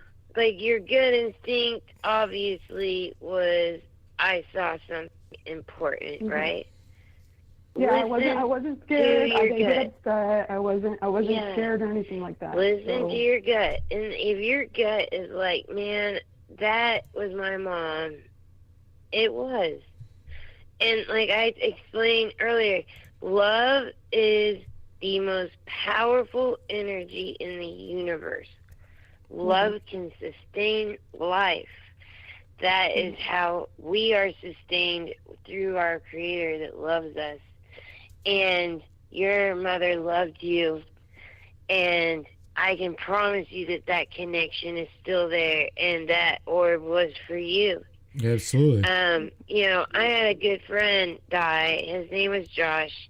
We always had this, like, agreement that if he died first, because he was sickly too, and I was sickly. I just was told I had 3 months to live. So we made a deal. Like, if he died first, he would send me something. If I died first, I'd send him something. Well, sure enough, he died, but he actually died for something really stupid. He had an overdose. And I found out he died, and I went outside and I screamed. I was like, Josh, like, why did you do that? Like, you're so stupid. Like, why? Like, I was crying. I was hysterical. And as, like, I was crying hysterical, it's pouring rain. Like, I'm in Kansas. When it pours rain, 90% of the time, tornadic activity. And in the middle of this insane storm, flying right up to my face, a hummingbird. No. And Josh knew, like, that I was obsessed with fairies. I am obsessed with fairies. I completely believe fairies are real. I believe fairies fuck with you and mess with shit in your house. But anyways, I screamed for my husband, Justin, oh my God, Justin, you gotta come here right now. So my husband comes running inside. I was like, Josh just came to me. Watch this. So I called back out to the rain. I was like, Josh, please come back. It's Justin. You've got to show Justin. You've got to show Justin. That same exact hummingbird flew back for a second time, got in my face, within 6 inches of my face, and then flew over to my husband's face and hovered 6 inches from his face, and then darted back out into the storm. Now, hummingbirds hunker down. These are tiny birds. And this bird is out in a storm with 40-mile-per-hour straight-line winds coming across these huge open fields, and came and told me, hey, I'm okay. And I believe with all of my heart that there is still that love, that connection is still there. Because when you die, the people you love the most are the ones waiting for you. When you die, that veil is ripped wide open. There is no veil. You are no longer in your human body. That's why who you love is who you see first. Because their love for you doesn't stop when they die. And that's why I don't like that. I mean, they have to be like this, but marriage vows are until death do us part. But the problem I have with that is that love goes beyond death. But it would be very messy with all the different lifetimes and all the different husbands, you know, yada, yada. But that's love does go beyond the grave. And I have experienced it. Ladies, my we gotta go, my ladies. My great-grandpa that never met me. My I'm pushing great-grandpa that 2 never hours. met me stood outside my bedroom window here in Kansas. Every night I ever slept at my grandma's house, I could look out that window, and my great-grandpa standing there, all farmer looking, watching every single night I ever opened that curtain. He was there watching, and he never met me in the flesh, but he protected me after death. Hey, awesome. Jen, Nichole, we gotta go. Jenny, nobody call. You know this is. I do got a minute. Say something positive to everybody, please, before you get out of here. Anything. Much love to everyone. Keep hope alive. Everything will work out, and we will be okay. Yes, I like that.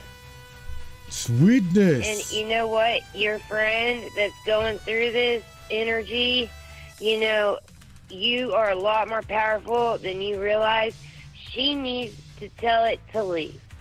She needs to go into her home and be like, look here, I'm in charge. This is my home. These are my children. You are to stay away from them. You are to leave. And you have to. And you demand that demon, that energy, that leave. And you threaten it. And you tell it, look, you don't leave. I am going to do everything in my power to get rid of you. And you demand it to leave in the name of God. And Jenny, God will come. Jenny, Thank you. I appreciate you guys' advice. Jennifer, listen. Jenny, listen. Do you have access to this woman tonight? Out of curiosity, can you she's your friend, right? Tell her. Yeah, tell her. I talk to her almost every. All right. Tell her to tell it to follow the white rabbit that plays with a purple basketball. Just remember that. The white rabbit that plays with the purple basketball. That's right. The white rabbit with a purple basketball. All right. Okay? Okay. All right. I love you. Yeah. Good night to you. Appreciate you, Jenny. Thank you. Good night. Good night. Thank you to both. Good night. You're welcome. You're welcome. Good night. All right, Nichole. We're going to see if we can't draw that bastard down here to Ohio. Follow the white rabbit with a purple basketball. Your turn, Nichole. It's been the white rabbit. 2 hours and 30 minutes. I want to say, I'm sorry I took everybody so long. It's all right. You going? Sorry. But I've put my truth out there, and I really hope that you heed at least my advice on staying away from these energies and, making love your main priority in life, and not, get so sucked up into the world and what's happening, and allow yourself to be self. Don't let that chaotic energy take over yourself, because that's what they want. They want us to feel like we're in chaos. They want us to feel unsafe. They want us to feel unsure. I can promise you that if you're listening to this right now, you're safe. And the ones who are not safe are the ones that think that they're going to win. This crazy dumb ones that seem to think that if they make a big enough machine underground, or they make enough cities underground and bunkers, these lavish $1 million bunkers, that they're going to somehow, outlive everybody in Armageddon. And let me tell you, there will be a judgment day, and all will be judged fairly. It doesn't matter your race, your creed, your color, nothing.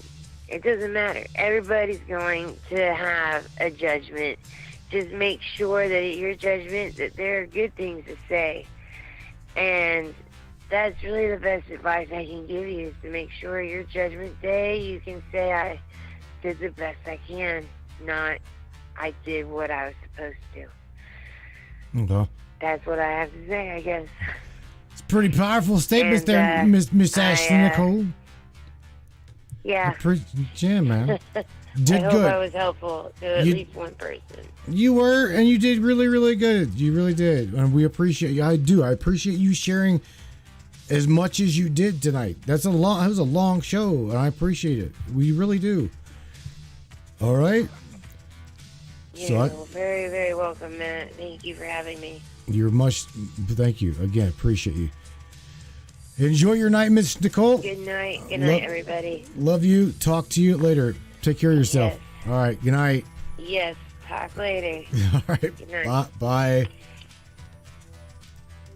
Miss Ashleigh Nichole. I talk for hours and hours and hours. Yeah, man. She is absolutely. She is a sweetheart.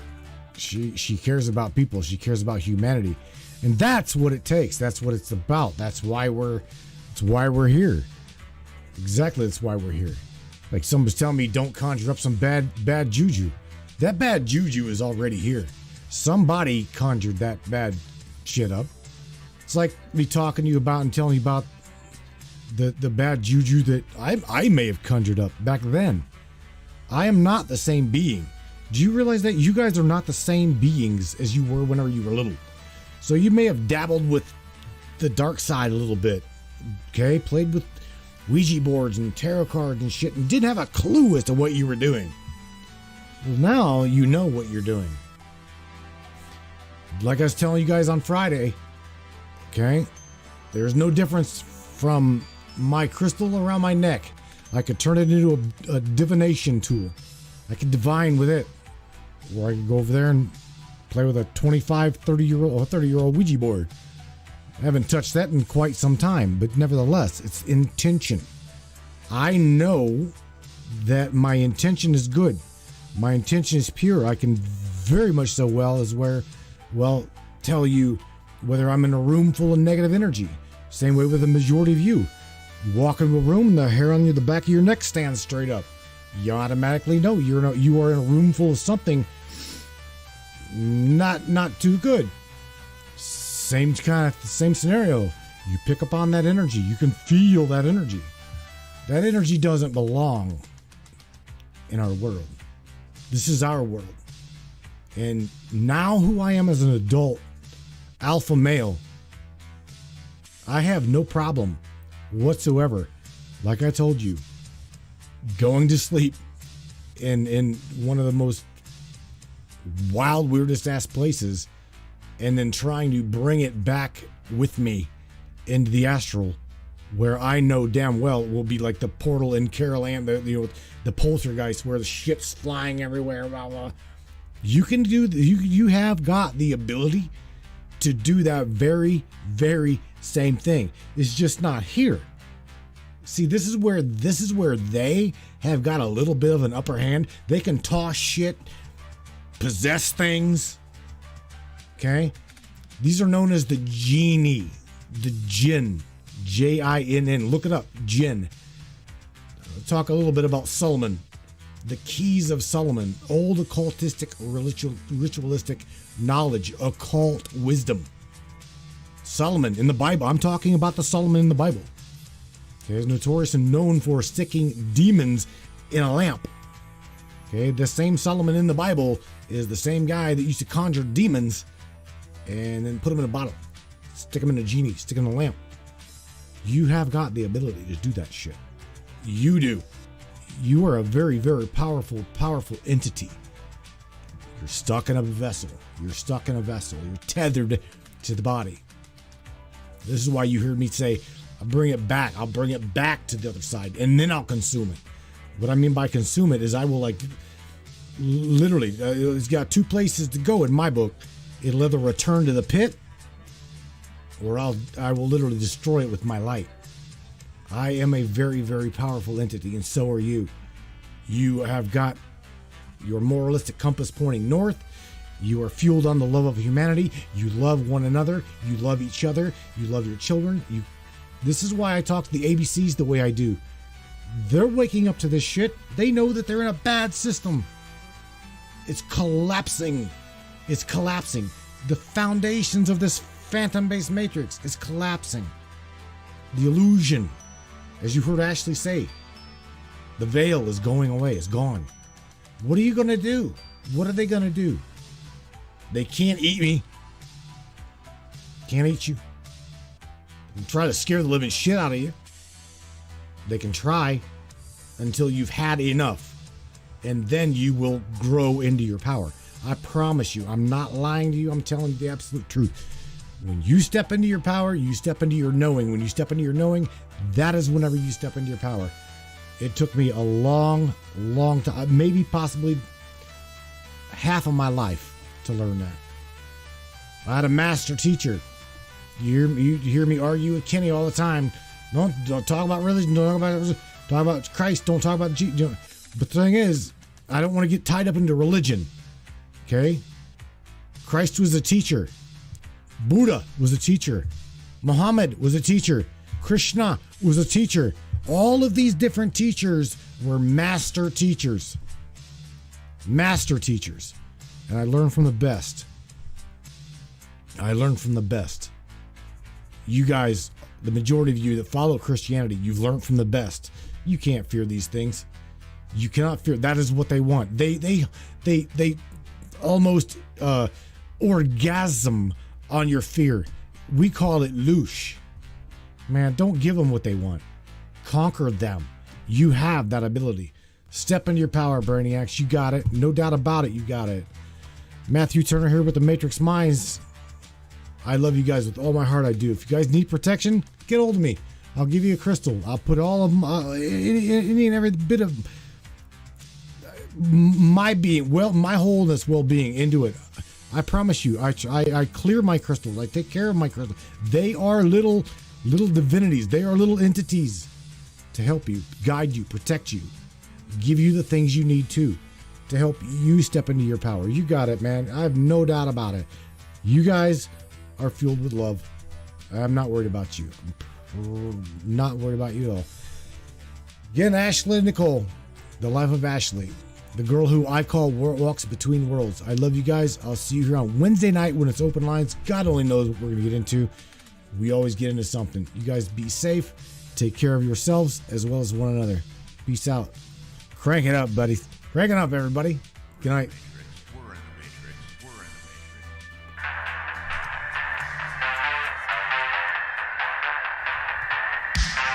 Matrix. Yeah. Let's do this.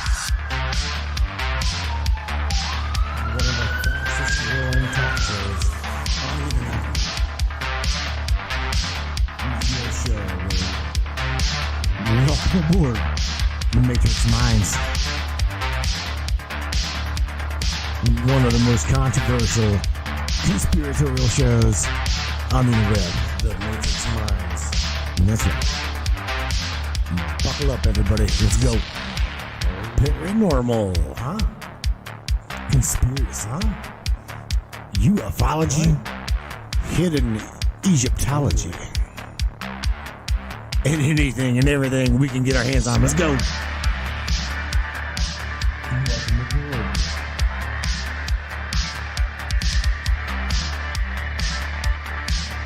The Matrix Minds. The Matrix Minds. Sure. You